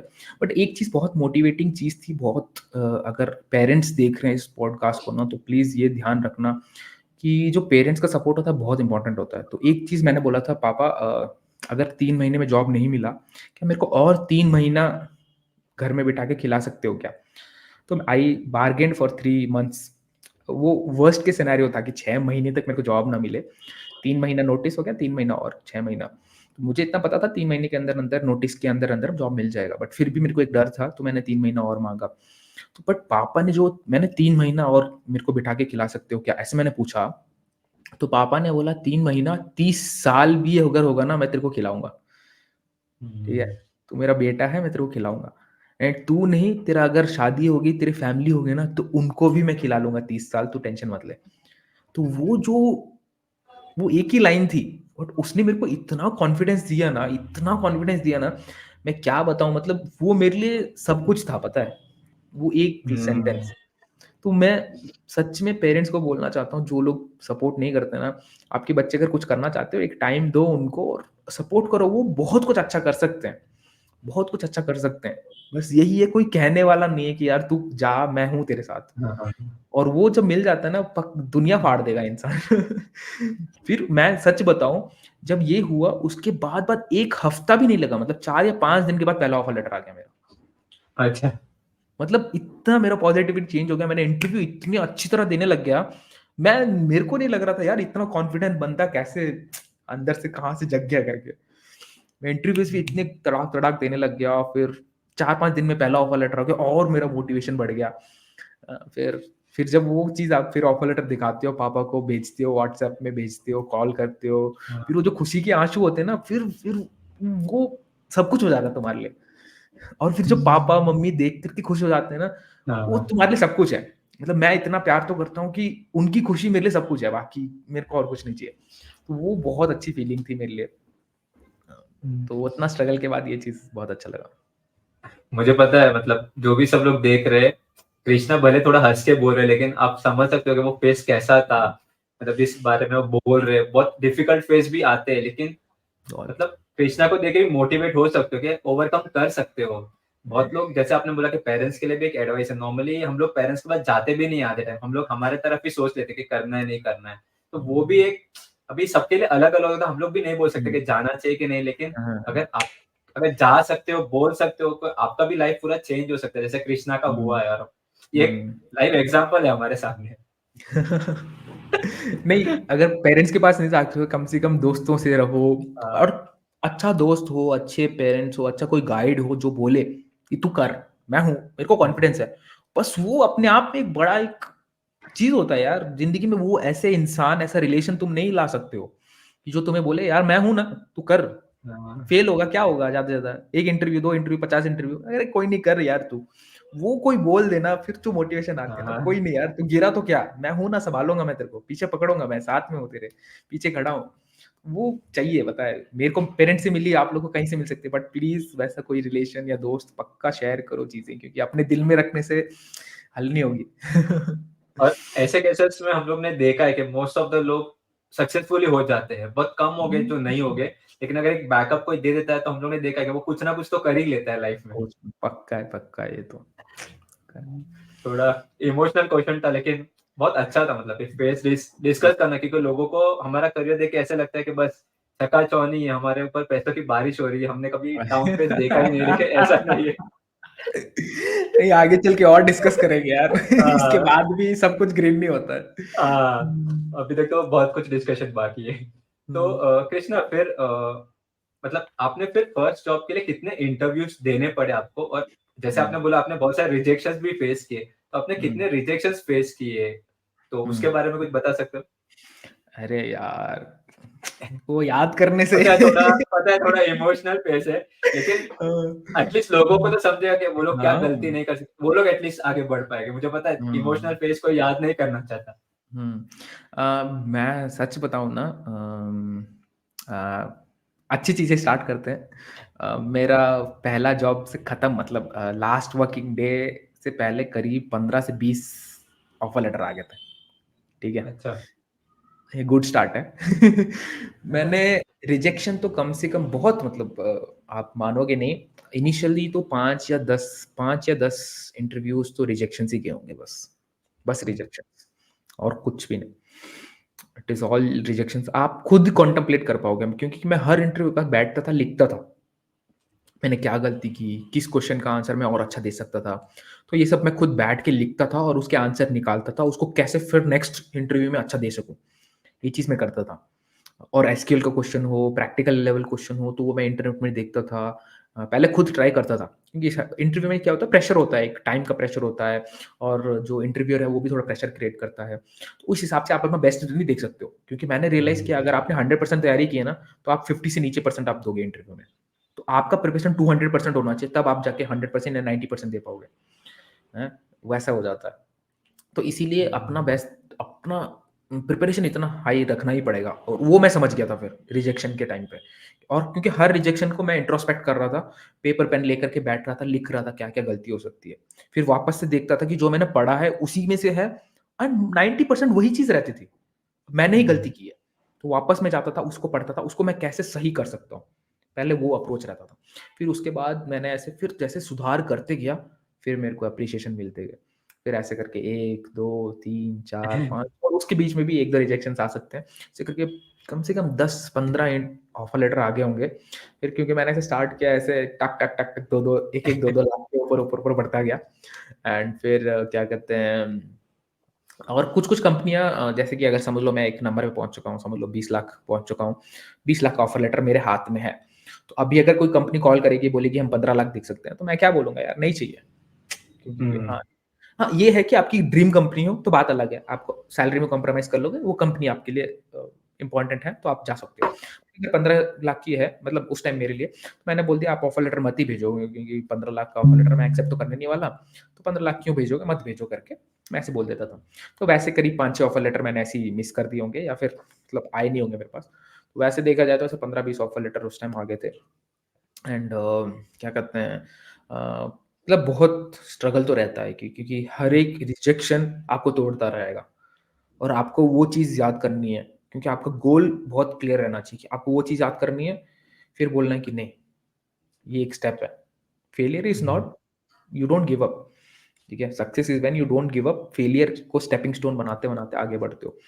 फिर ऐसे आगे बढ़ते गए, तो मेरा भी सजेशन यही रहेगा कि अगर आप आईटी में हैं और समझते हैं कि कुछ-कुछ लोग का है कि अगर वो उनके लिए नहीं है, तो नहीं है। कुछ-कुछ लोग के लिए, बट अगर आप हैं बट ये है कि मैं बोलूँगा कि आप ऐसे 1-2 में इंटरव्यू देके मत डिसाइड करो कि मेरा तो नहीं होगा, नहीं। कम हुँ, से कम 10, 15, 20 इंटरव्यू सोचो। कम से कम 2 महीना दो, अच्छे से टाइम दो। पहली चीज़ तो ये है कि are you satisfied with your preparation? अगर आप सैटिस्फाइड अपने प्रिपरेशन से सैटिस्फाइड नहीं हो, तो फिर तो भाई कोई बात नहीं है, फिर कुछ फ़र्क ही नहीं पड़ेगा। आप इंटरव्यू खराब ही करोगे ऑब्वियसली, ठीक है?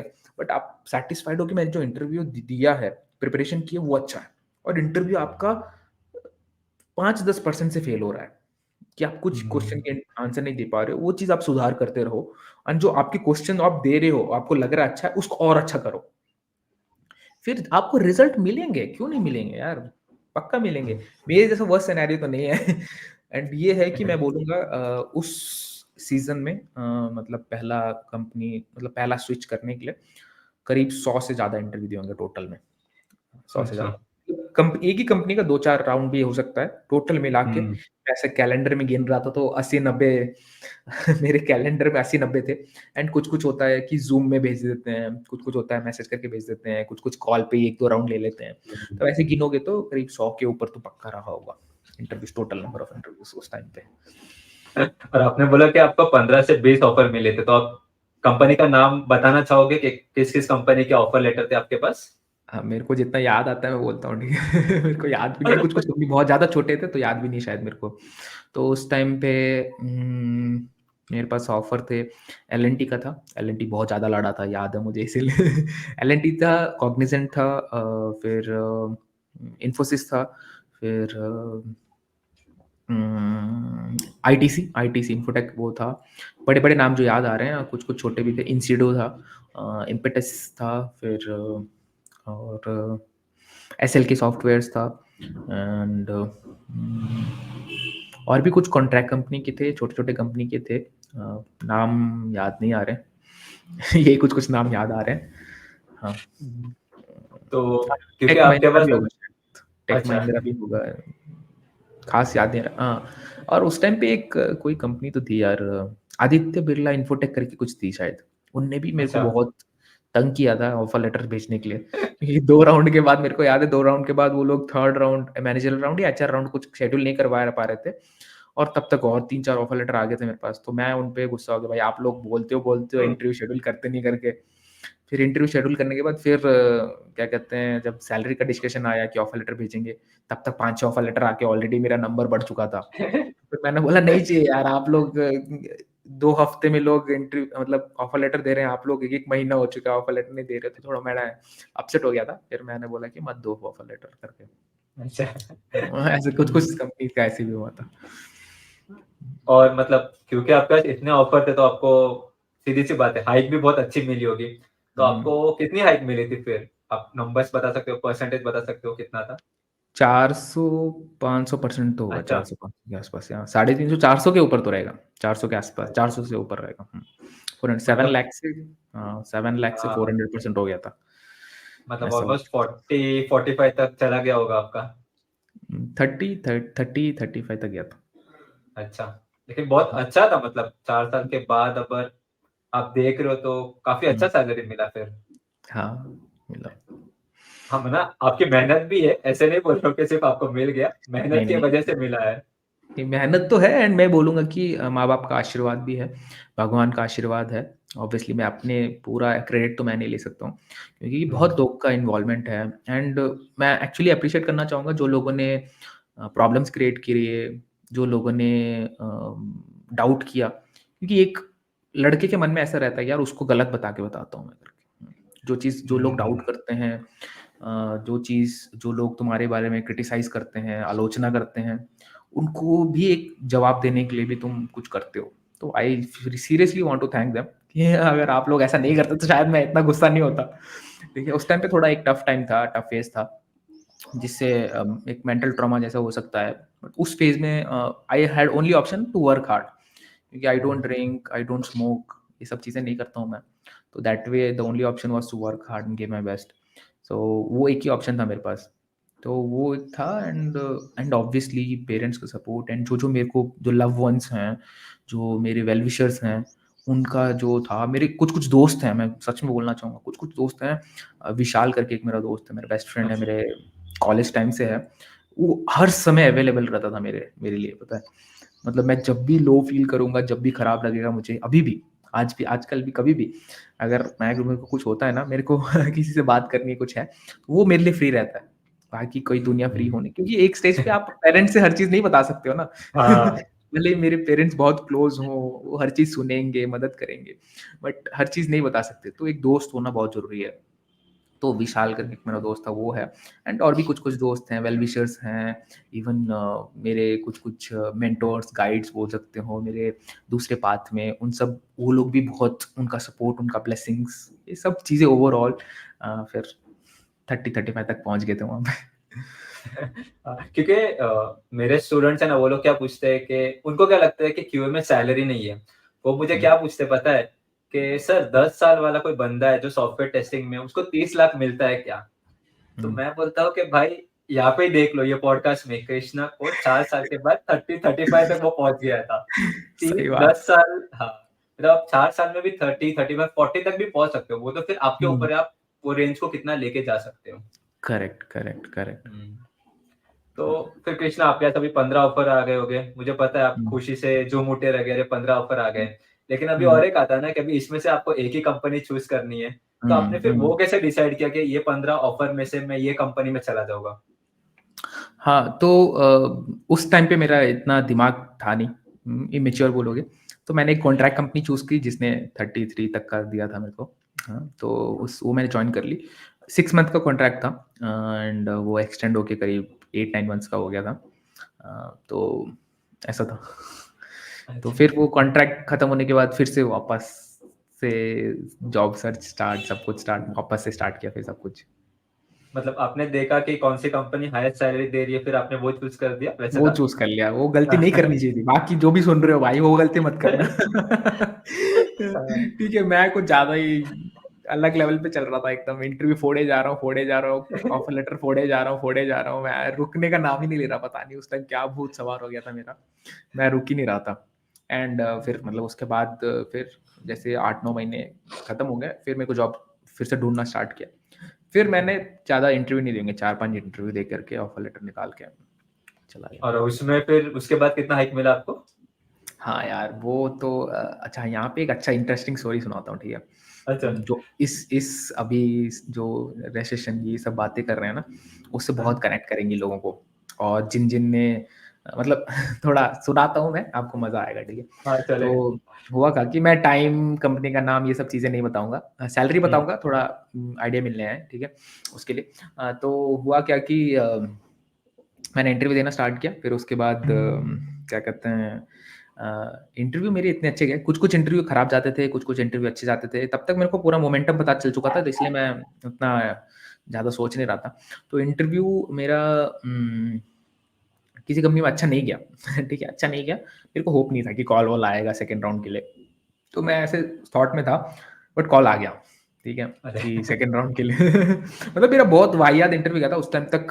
क्या कहते हैं, फेस टू फेस इंटरव्यू भी स्टार्ट कर दिए थे, तो उन लोगों ने फेस टू फेस इंटरव्यू लिया, तो पहला राउंड हुआ, इतना अच्छा गया नहीं। मैंने मैंने आप मानोगे नहीं, 10 क्वेश्चन अगर पूछे होंगे, मैंने 4 क्वेश्चन का आंसर नहीं दिया होगा, ऐसा था। अच्छा। 10 में से 4 आंसर नहीं दिया, और मैंने सोचा इससे वाहियात इंटरव्यू क्या ही दूँगा यार मैं।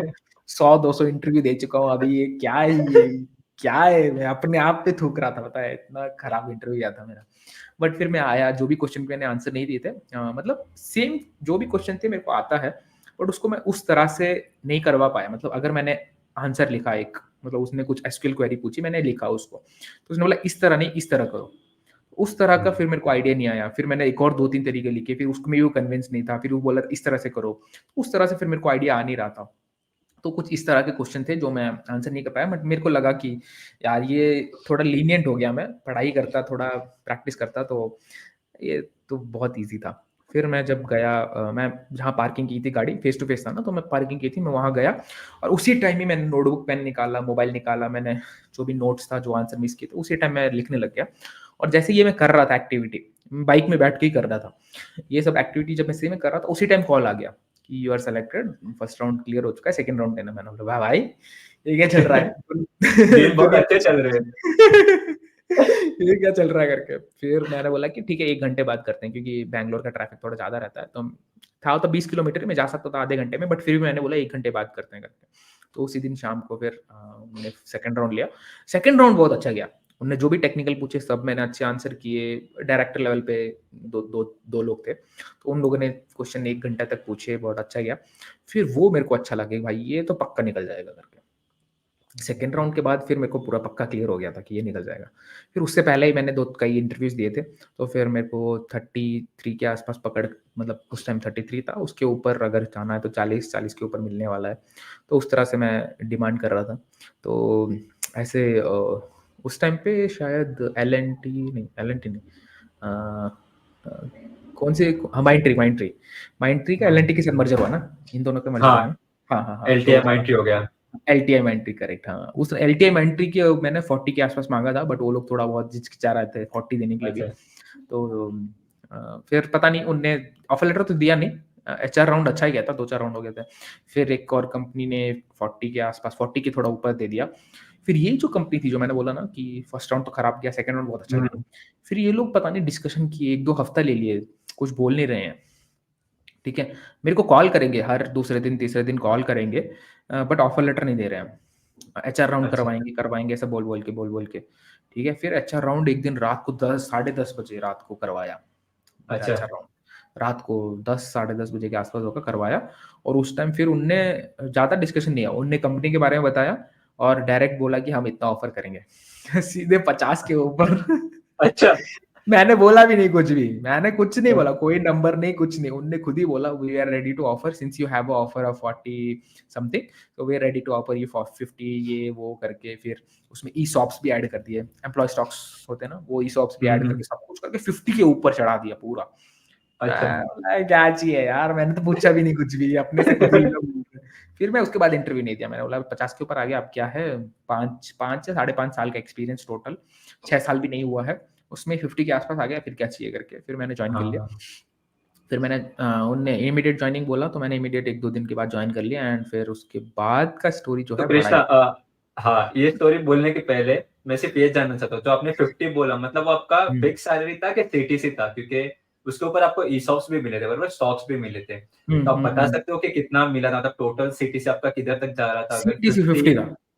अच्छा सीटीसी 50 था और सीटीसी स्टॉक्स 50 था, अलग थे। उससे ऊपर थे, करेक्ट। वो भी करीब 8 हाँ, 8 लाख 9 लाख के ऊपर होंगे। डॉलर्स में कैलकुलेट हो रहे थे। अच्छा, डॉलर्स में हाँ, कैलकुलेट होता तो वो भी 8-9 लाख के होंगे। तो रफली लगा मतलब लो टोटल अप्रॉक्स 60 के आस-पास। 60 तक हुँ, हाँ, हाँ, या ऐसे हो जाएगा। हुँ, एंड फिर उनने ये भी बोला था जो ईसॉप्स मिले हैं आपको, हर 1 साल आप इतना-इतना परसेंट आप क्या कहते हैं, रिडीम करवा सकते हो, तो उतना निकाल सकते हो। तो वो रफली 1-1 2-2 लाख हर साल निकाल भी सकते हो आप, बेचते हो तो अगर अच्छा, स्टॉक्स हैं। तो उस तरह बोला कि पहले साल में 20% फिर 30% ऐसे करके 5 साल में आप पूरा अपना 100% जो आपको हुँ, मिला है, वो आप बेच सकते हो 5 साल तक के ड्यूरेशन में। तो देयर प्लान वाज़ कि अगर एक एम्प्लॉयी आता है तो 5 साल तक तो रहे कम से कम ईसॉप का एडवांटेज लेने के लिए, वैसा कुछ है। पता नहीं प्लानिंग होगी, बट उस तरह हाँ, का। हाँ। हुँ, हुँ। तो हाँ, मतलब ये अच्छा था मतलब सबको लग रहा होगा कि हाँ, अभी कृष्णा को 50 एलपी मतलब अगर सीटी से देखे तो 60 तक तो पहुँच गया अगर स्टॉक्स और वो सब गिने तो। लेकिन इसके हुँ। बाद की जो स्टोरी है, अभी हम लोग वो सुनेंगे कृष्णा से कि उसके बाद क्या हुआ और ये सब अब सबको सुनना चाहिए कि ये स्टोरी क्या था। तो कृष्णा प्लीज़ वो स्टोरी बताइए? सब कुछ अच्छा-अच्छा दिखता है बस। उसके बाद वाला इसलिए स्टोरी। इसलिए मैंने बोला कि ये भी इम्पोर्टेंट है। हाँ, एक्चुअली हम लोग प्लान नहीं किए थे ना ये डालने के लिए, बट फिर लास्ट मोमेंट में हमने सोचा कि ये चीज़ ऐड करनी चाहिए, लोगों को जानना चाहिए and how to hmm, tackle this also एक थोड़ा देखेंगे। तो हुआ क्या कि ऐसे 10-15 दिन काम हो गए।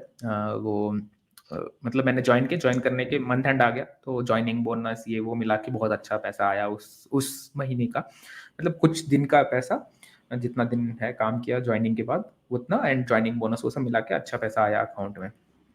फिर उसके बाद नेक्स्ट महीने तो मैंने 2-4 दिन की छुट्टी ले ली। ये कुछ काम था, गाँव जाना था, ये वो कुछ करके मैंने छुट्टी ले ली और कुछ दिन वर्क फ्रॉम होम ले लिया। एंड मैंने वैसे देखा कि टीम में ऐसा कुछ काम स्टार्ट हुआ नहीं था प्रोजेक्ट में, ठीक है? मतलब डेवलपर को भी क्लियर नहीं था काम क्या करना है, अभी टेस्टर क्या ही करेगा यार। तो फिर मैंने सोचा अगर काम स्टार्ट नहीं ही हुआ है, तो ऐसे छुट्टी लेने में प्रॉब्लम क्या है करके, तो मैंने ऐसे टीम वालों से भी बात किया। जो ऑफ़िस में मतलब वहाँ ऑफ़िस हर दिन जाना पड़ता था, तो वहाँ ऑफ़िस लोगों से ही बात किया, तो उन लोगों ने उनसे सुन के ऐसा लगा कि ठीक-ठाक ही है, कोई प्रॉब्लम तो नहीं है यार, काम तो स्टार्ट हुआ भी नहीं है। तो दैट वे मैंने छुट्टी ले ली थोड़ी, एंड ऐसा बस छुट्टी ली बस, ठीक है? 4 दिन समझ लो छुट्टी ली बस।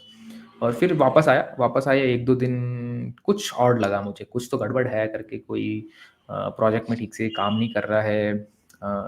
जो क्या कहते हैं, प्रोजेक्ट के मीटिंग्स हैं वो भी मेरे कैलेंडर में नहीं है, ऐसा कुछ गड़बड़ है। तो कुछ गड़बड़ लगा, बट मैंने सोचा ठीक है, कोई नहीं, मैं छुट्टी क्या तो शायद पता नहीं है मैं वापस आ गया हूँ करके ऐसा कुछ होगा। अच्छा। तो 1-2 दिन हो गया, फिर दूसरे दिन क्या हुआ, जैसे मैं ऑफ़िस गया, तो अ अ, मैं मतलब वो हमको रात तक काम करना है, यूएस का क्लाइंट है, तो रात तक काम करना है, 9-10 बजे तक मीटिंग रहेगी, तो मोस्टली सब लोग 12-1 बजे के बाद ही आते थे ऑफ़िस और शाम को चले जाते थे 6-7 बजे, एंड घर से जाके मीटिंग अटेंड करते, क्योंकि मीटिंग सब 10-11 बजे तक बच जाएगी, कौन 11 बजे ऑफ़िस से जाएगा करके, तो हम चले जाते थे लोग। तो इस तरह से फिर मैं ऐसे ही 1-2 बजे पहुँचा, फिर एचआर ने बोला कि मीटिंग करनी है। मैंने बोला ठीक है कर लेते हैं, मेरा अभी तो कुछ काम है नहीं। उसने बोला नहीं मैं बिज़ी हूँ, 6 बजे के बाद करेंगे शाम को। मैंने बोला ठीक है ओके 6 बजे के बाद। फिर 6 बजे मैंने पिंग किया, क्योंकि मैंने सोचा चलता हूँ ना अभी ये या तो एचआर से बात करेंगे या तो घर चले जाएँगे। क्योंकि मीटिंग सब 7-8 बजे के बाद है, सब तब तक घर चले जाएँगे, खा डिनर कर लेंगे, तो ऐसा। सोच के मेरे दिमाग में प्लान था। तो फिर 6 बजे मैंने पिंग किया, तो उन्होंने साढ़े 6 बजे भी रिप्लाई किया और बोला कि ठीक है कैन वी मीट नाउ करके। और उस साढ़े 6 से 10 मिनट पहले की बात है, आईटी का एक बंदा आया, बोला कि आपके लैपटॉप में कुछ प्रॉब्लम है। मैंने बोला अच्छा ठीक है, मेरे देखो, अभी देखना है? ठीक है देखो लो। कोई प्रॉब्लम नहीं है। लैपटॉप दे दिया मैंने, वो कुछ देख रहा था उधर ही मेरे डेस्क पे, मैं जहाँ बैठा हूँ उधर बैठ के ही देख रहा था। और फिर मैं एचआर के साथ मीटिंग रूम में गया और एचआर बोलती कि the managers are not happy and the company wants to terminate you. क्या? 15 मतलब दिन में कौन-सा परफ़ॉर्मेंस पता चल जाता है। भाई मैं बोला ये क्या चल रहा है? मतलब 1 सेकंड के लिए तो मैं थोड़ा ऐसे ही आई वाज़ टेकन अबैक। हुँ। क्या मतलब आई वाज़ शॉक्ड कि भाई ये क्या हो रहा है? मतलब मज़ाक कर रहे हैं, क्या है? कुछ सीन? भाई कुछ नहीं, बस ऐसे ही कंपनी से निकाल रहे हैं। फिर मैं बोला कि क्या प्रॉब्लम है? मतलब परफॉर्मेंस का प्रॉब्लम है, क्या है? 1 हफ्ते का टाइम दे दो मुझे, मैं काम करता हूँ ना। हुँ। अ, क्योंकि हायर तो मुझे इसीलिए मेरे स्किल सेट पे किया था ना, तो थोड़ा टाइम दो करके। तो नहीं, कुछ नहीं, मतलब कोई मतलब कुछ जस्टिफिकेशन का बात था ही नहीं। कुछ आप जस्टिफाई करो या फिर आप कुछ बोलो या पूछो, वो सब चीज़ साइड गई, तेल लेने सब कुछ तेल लेने गई। हम जो बोल रहे हैं वही बस, अब ये निकलो करके। ऐसा करके इनडायरेक्टली ऐसा बोला गया, भाई बस हो गया तुम निकलो अभी। इंग्लिश में पोलाइटली यही कहा गया निकलो, बस। हाँ। फिर मैंने बोला कि अभी समझा के क्या फ़ायदा, निकलते हैं। मतलब मेरे साथ जो हुआ फिर मेरे को बहुत बुरा लगा। फिर उसके बाद मैं निकल के आया, अपने डेस्क में आया, बैग पैक कर रहा था। बैग पैक कर रहा तो आईटी वाला जो है वो बंदा बोलता है कि आई एम सॉरी तुम्हारे साथ बुरा हुआ करके। उसको पता था ये सब, बट अच्छा, उसने बताया इसलिए नहीं। उसने लैपटॉप पहले माँग लिया था। एग्ज़ैक्टली, लैपटॉप लेके पहले से ही कुछ और फिर ऐसे हुआ। फिर उसके बाद उसने ये बोला कि जो बैग है ना ये भी लौटाना है। जो वाह! माउस है, हेडफ़ोन है, ये भी लौटाना है। मैं बोला यार माउस, हेडफ़ोन जो भी है ले लो यार, कोई प्रॉब्लम नहीं है। बैग तो मैं टिफ़िन बॉक्स लाया हूँ उसमें, मेरे कुछ चीज़ें हैं उसमें, वो लेके कैसे जाऊँगा, मैं बाइक में आया हूँ। भाई इतना तो समझो कर नहीं, वो बोलता नहीं बैग हाँ। लौटाना ही है। मतलब वो तो था, बड़ा डिस्टर्बिंग था मेरे लिए। फिर उसके बाद मैंने बोला यार बैग ले जाने दो, कल लौटा दूँगा यार, उसमें क्या है, बैग में क्या रखा है? और अभी मैं दूसरा, मेरे को पहले बताया होता मैं दूसरा बैग लेके आया होता, हैं? अपना लेके जाता उसमें। तो फिर वो थोड़ा डिस्टर्बिंग था। फिर उसने बोला कि ठीक है मैं अपने मैनेजर से बात करता हूँ, अपने मैनेजर से बात किया। एंड ये चीज़ मैं बोल रहा हूँ, जो आईटी का बंदा है मेरे साइड में ही बैठता था, वो छोटी कंपनी है, 5-6 लोग ही आते थे, हम एक-दूसरे को सब जानते हैं। उस सिचुएशन में उस बंदे ने मेरे साथ ऐसा किया, ठीक है? तो वो बड़ा डिस्टर्बिंग था। फिर उसने बोला आईडी कार्ड भी दे दो, एक्सेस कार्ड भी दे दो। मैंने बोला मैं बाहर कैसे जाऊँगा यार? बिल्डिंग से बाहर निकलने के लिए भी एक्सेस कार्ड चाहिए। तो उसने बस ऑफ़िस से निकालने के लिए एक्सेस कार्ड लगा दिया, बिल्डिंग से निकालने के लिए बोला कि सिक्योरिटी से पूछ लो या फिर कोई जाएगा उसके साथ टेलगेटिंग करके चले जाओ। वो चीज़ बहुत ज़्यादा डिस्टर्बिंग थी। बस इतना सब हुआ ना, बस इतना नहीं हुआ कि मैं रोया नहीं बस, इतना बोल सकते हो बस। हाँ, मतलब तब तक मैं शायद बहुत सारी चीज़ें देख के स्ट्रॉन्ग हो गया था। फिर मैं गया, कैसे भी सिक्योरिटी से बोल के डोर खोलो ये वो करके चला गया मैं बाहर। फिर मैं जैसे बेसमेंट में गया, मैंने अपनी बाइक निकाली, हेलमेट डाला और फिर मैं रोना स्टार्ट किया। ठीक है? तब तक मैं ऐसे कंट्रोल करके था, जो एचआर के साथ हो, आईटी वाले के साथ हो, ऐसा सब होने के बाद मैं फिर रोने लगा बहुत। फिर मुझे पता भी नहीं ना क्या करूँ मैं, क्या करूँ? कुछ सब कुछ यू जस्ट गो ब्लैंक। उस टाइम में तुम्हें कुछ समझ में नहीं आता क्या करूँ? घर भी जाऊँ कि नहीं? फिर मैं ऐसे थोड़ी देर हुँ। सोचा, रोया, फिर मैं हेडफ़ोन लगाए, गाने सुना, फिर बाइक लेके निकला, फिर थोड़ा घूम फिर के फिर घर गया। किसी को कुछ बताया नहीं, सब कुछ नॉर्मली डिनर खाया, जाके सो गया। फिर अगले दिन जाके मैंने बताया, मम्मी टिफ़िन पैक कर रही थी जो ऑफ़िस जाने के लिए, तो मैंने बोला मैं नहीं जाऊँगा। एंड फिर मैंने बोला कि कंपनी से निकाल दिया। तो ऑब्वियसली उनके लिए शायद उतना बड़ी चीज़ नहीं होगी। मेरे लिए बहुत ज़्यादा था कि भाई मतलब 50-60 लाख का जॉब मिला एंड 15 दिन में बाहर। तो हुँ। फिर सारा डिस्टर्बिंग था, फिर 1-2 हफ्ता ऐसे निकला। Bounce back. क्योंकि ये सब पता है कि ये फेज़ मतलब एक तो अचानक पता चलता है, वो डाइजेस्ट करने में ही अपने को समझ में नहीं आता कि भाई क्या हुआ क्या मतलब? आज इतना अच्छा पैकेज था और अभी क्या हो गया? लेकिन इससे ये भी नहीं, ये एक फेज़ है, ये जो ले-ऑफ और रिसेशन की बात करते हैं, वो कभी ना कभी हर एक के लाइफ़ में या करियर में आएगा ही। लेकिन हुँ, जैसे आपने बोला कि हाँ, रोना वो सब आएगा ही, लेकिन अगर उसको लेके बैठे रह गए, जैसे आपने हुँ, अपन वो भी बात करेंगे कि इसके बाद क्या-क्या, लेकिन हुँ, अगर आप वो चीज़ को लेके बैठ जाते हो 6 महीना, 1 साल, तो फिर आपका करियर आपने ही खत्म कर दिया। वो कंपनी ने तो सिर्फ़ आपको हुँ, निकाला था, लेकिन आपने अपना करियर खुद से ही खत्म कर दिया। हुँ। सही बात है, तो सही उसके बात। बाद फिर बाउंस बैक बोला आपने, तो कैसे बाउंस बैक किया और फिर मिला कंपनी का ऑफ़र? हाँ, फिर क्यों नहीं मिलेगा यार, ठीक है, उतना ओके। उतना बड़ा नंबर ना मिले बट क्यों नहीं मिलेगा। फिर हमने थोड़ा कॉन्टेम्प्लेट किया, फिर सोचा कि पैसे के पीछे नहीं जाना। तब मैंने रियलाइज़ किया कि मनी इज़ नॉट एवरीथिंग, एक हुँ, अच्छा कंपनी भी होना ज़रूरी है। तो फिर मैंने अच्छा कंपनी सोच समझ के इंटरव्यूज़ दिए। इंटरव्यूज़ तो दिए, फिर सोच समझ के चूज़ किया कौन सी कंपनी में जाना है। पैकेज भले ही कम हो, कुछ भी हो, बट फिर अच्छी कंपनी में जाना है, जहाँ पे थोड़ी देर रुकना है, अच्छे से सीखना है काम, काम करना है। थोड़ा स्टेबिलिटी चाहिए अभी। अभी वो पैसे का ग्रोथ ये वो उतना नहीं चाहिए, थोड़ी स्टेबिलिटी चाहिए, so that peace of mind रहे, हर समय डिस्टर्ब ना हुँ, रहो। क्योंकि कि वो मेंटली बहुत इम्पैक्ट करती है। मतलब मैं बहुत ज़्यादा चीज़ें सीखता हूँ, बहुत सारी चीज़ों में काम करता हूँ, बहुत मल्टीटास्किंग करता हूँ, बहुत सारी चीज़ें करता हूँ और ये सब छोटी-छोटी जो पैनिक-पैनिक चीज़ें हैं, टेंशन की चीज़ें हैं, मैं हैंडल कर लेता हूँ। बट उस टाइम में पता चल गया कि it is not good for my health mentally, physically. फिर मैंने सोचा कि अच्छी कंपनी ढूँढते हैं, स्टेबिलिटी देखते हैं एंड फिर कई चीज़ों में काम करेंगे। तब तक मैं यूट्यूब भी स्टार्ट कर चुका था, तो वो पॉडकास्ट सब भी थोड़े फेमस हो चुके थे। तो अभी सोचा कि ठीक है, दूसरा भी अच्छी चीज़ें हैं, करते हैं, दूसरों की भी मदद करते हैं। ये सब लाइफ़ लेसन्स जो मैंने सीखा है, ये सब से दूसरों की मदद करते हैं। फिर मैंने वापस से प्रिपरेशन किया अच्छे से, फिर इंटरव्यूज़ दिए, फिर से 2-3 हफ्ते लगे, फिर निकाला ऑफ़र। इमीडिएट जॉइनिंग था तो लगभग अच्छा ऑफ़र मिल गया था, 40 के आस-पास का ऑफ़र मिल गया था। फिर मैंने जॉइन अच्छा। किया, काम किया फिर। हुँ, नहीं अच्छा मतलब एक चीज़ बहुत अच्छा बोला आपने कि हम लोग सिर्फ़ पैसे के पीछे भाग जाते हैं। जैसे आपका हुँ, एक्सपीरियंस पूरा अलग हो गया। मतलब हुँ, आपने गलती की कि हाँ भाई, ये कंपनी ज़्यादा पैसे दे रही है, मैं उसमें चला जाता। शायद उससे कम हुँ, वाला पैकेज लिया होता और थोड़ा रिसर्च किया होता हुँ, कि भाई वो कंपनी अच्छी हाँ। है, तो आज शायद आपकी सैलरी ज़्यादा होती, करेक्ट?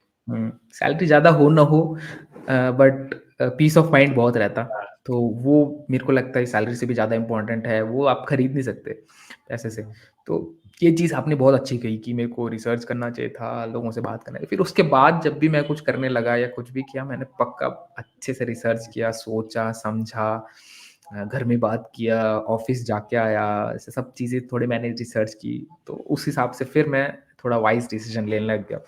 एंड आप जो भी पॉडकास्ट देख रहे हो प्लीज़ पैसे-पैसे मत करना। जो भी है अच्छी कंपनी, डिसेंट कंपनी, थोड़ा स्टेबिलिटी अगर आप मैरिड हो तो पक्का ये सब चीज़ तो सोचना ही सोचना। और जो नहीं हो वो भी वैसा पीछे पैसे-पैसे मत भाग जाना यार। क्योंकि वहाँ पे जाके फिर डायनामिक्स समझ में नहीं आएगा आपको कि स्टार्टअप में होता क्या है कि कुछ उनका प्रोसेस नहीं है, कुछ नहीं है। आप जाओगे ऑफ़िस वहाँ बैठने के लिए जगह भी नहीं होगी, बट बोलेंगे आज हर दिन ऑफ़िस आओ। तो वो थोड़ा डिस्टर्बिंग रहता है, पैसे इतने आ रहे हैं बट आपको बैठने की जगह नहीं है, फिर क्या फ़ायदा? सही है, फिर इसीलिए थोड़ा अच्छे से रिसर्च करो जो भी देख रहे हो, यंग लोग हो या एक्सपीरियंस्ड लोग हो, जो भी देख रहे हैं आप वीडियो को, तो ये थोड़ा रिसर्च करिए एंड आपके लिए प्रायोरिटी क्या है उस हिसाब से लीजिए। पैसा प्रायोरिटी है तो be ready for roller coaster कुछ भी हो सकता है हमारे पे। आर्या पार। कुछ भी हो सकता है, कुछ भी। हुँ, हम लोग ने ऑलरेडी इतना सब डिस्कस कर लिया, होप ये सब हुँ, के लिए हेल्पफुल होगा। लेकिन कृष्णा, हुँ, आप कुछ फाइनल एडवाइस देना चाहोगे लोगों के लिए? जैसे जैसे हम लोग ने ऑलरेडी डिस्कस किया नॉन आईटी से आईटी में कैसे आ सकते हैं, या हुँ, वो लोग के लिए जो लोग सोचते हैं कि जैसे मैंने बोला कि टेस्टिंग अंडरपेड है, लोगों को लगता है पैसा हुँ, नहीं मिलता। हुँ, तो हुँ, आप कुछ हुँ। उनको एक फाइनल एडवाइस देना चाहते हो कि आपको लगता है वो उनके लिए हेल्पफुल हो सकता है?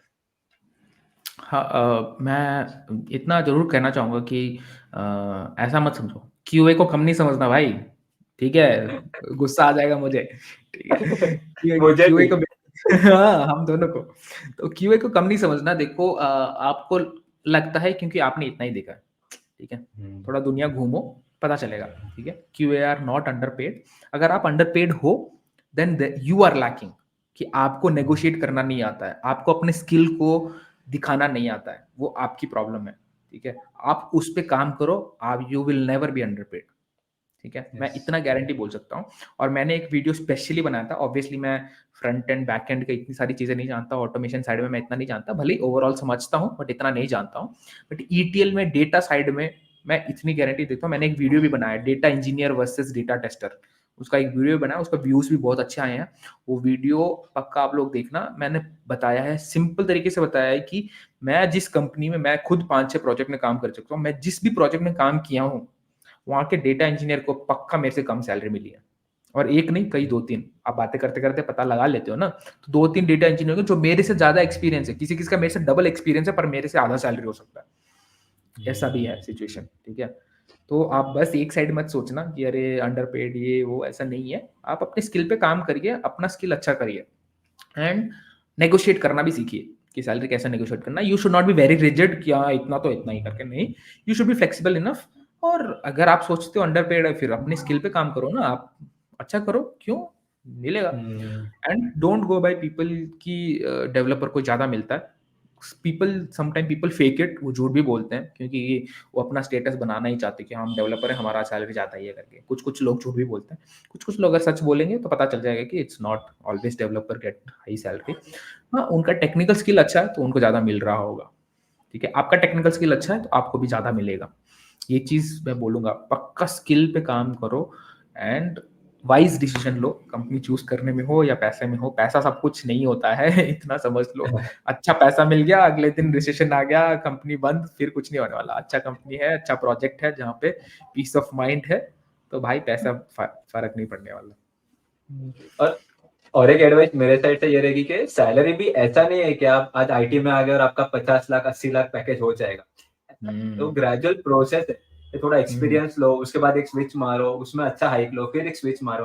नहीं तो लोग ऐसे सोचते हैं कि भाई 3 साल में मेरा 80 हो जाएगा, 90 हो जाएगा, वो भी रियलिटी नहीं है। तो सिर्फ चकाचौंध देख के मत आओ, ये थोड़ा प्रोसेस हुँ, अगर फॉलो करोगे, तो आपका 5 साल के बाद, 6 साल के बाद या 4 साल के बाद भी अगर आपने अच्छा गाइडेंस लिया, जैसे आपने बोला हुँ, मेंटरशिप अच्छा मिला, तो आप हुँ, अच्छे पैकेज पे पहुँच सकते हो, जहाँ पे लोग अभी 10 साल में हैं।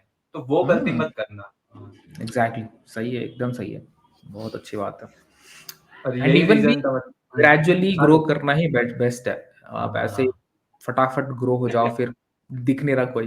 वैसे अच्छा नहीं है, धीरे ग्रो करो बट रहो। मैदान में हाँ, रहोगे रन्स आएँगे अपने आप। मैच में रहोगे तो मै रन आएँगे, टीम के बाहर गए फिर कुछ नहीं होने वाला। तो हाँ। इसीलिए ये बहुत अच्छी एडवाइस की आपने। नहीं तो ऊपर गए तो उड़ जाओगे सीधा ऊपर ही। हाँ, फिर ऊपर से गिरोगे ना फिर फिर ऊपर ही जाना है फिर। हुँ, तो नहीं इसीलिए मतलब अच्छा इसीलिए आज ये हम लोग पॉडकास्ट भी कर रहे हैं। मतलब हुँ, कृष्णा की स्टोरी सुन के मैं खुद पर्सनली भी मोटिवेटेड हुआ था कि मतलब इतने अप्स एंड डाउन्स, मतलब ऐसा नहीं कि ग्रेजुअली इंक्रीज भी हुआ है, ऊपर गए हुँ, वापस नीचे आए, वापस ऊपर गए हुँ, वापस नीचे, ऐसा जर्नी था। हुँ, लेकिन इनकी स्टोरी बहुत इंस्पायरिंग, अगर आप इससे थोड़ा बहुत भी सीख लेते हो तो आपका करियर बहुत अच्छा हो जाएगा, कि मतलब आपको एक क्लैरिटी मिलेगी कि आपको करियर में क्या करना है, कैसे करना है। जब कृष्णा हुँ, एक नॉन आईटी से आईटी में आ सकता है तो आप भी आ सकते हो ना, जब हम लोग ने किया है तो आप लोग भी कर सकते हो। कोई इसमें कब बड़ी बात रॉकेट साइंस नहीं है ये। हुँ, सही है और आप हमसे अच्छा भी कर सकते हो यार। हाँ, बहुत करो, अच्छा कर हम सकते वही हो। करो, चाहते हैं, करो, ये करो, पॉडकास्ट यस। इसलिए कर रहे हैं। Yes, amazing. Hmm, so thank you Krishna, अपना टाइम देने के लिए, अपनी इतनी स्टोरी बताने के लिए, ये पॉडकास्ट हुँ, के लिए। तो thank you hmm. So much for your time Krishna. Thank you so much for having me and thank you so much for this invite and call. बहुत अच्छा लगा, बहुत मज़ा आया आपसे बात करके। आपको जानने में भी बहुत मज़ा आया, इसको पॉडकास्ट के लिए प्लानिंग करने में भी बहुत मज़ा आया। हम टाइम डिसाइड करते-करते बहुत बिज़ी शेड्यूल में थोड़ा लेट हो गया, बट आई होप बहुत हेल्पफुल रहा होगा जो भी सुन रहे हैं और अगर आप सुन रहे हैं तो प्लीज़ अपने दोस्तों के साथ भी शेयर करिए या साथ बैठ के देखिए। आप मैरिड हैं तो अपने पार्टनर के साथ देखिए, आईटी वाले नहीं हैं उनको भी भेजिए और देखिए, इंस्पायर करने के लिए बोलिए, आईटी का लाइफ हुँ। आसान नहीं होता है, कोई-कोई सोचता है बस अच्छा-अच्छा ही है। तो सबको दिखाइए, सबके साथ शेयर कीजिए, इसको वायरल कर दीजिए। हाँ, जिसको भी हेल्पफुल आपको लगे कि उनको मदद कर सकता है, उनको शेयर कर दीजिए और कुछ नहीं। Yes, yes, please. Thank you Krishna, thank you so much. Thank you.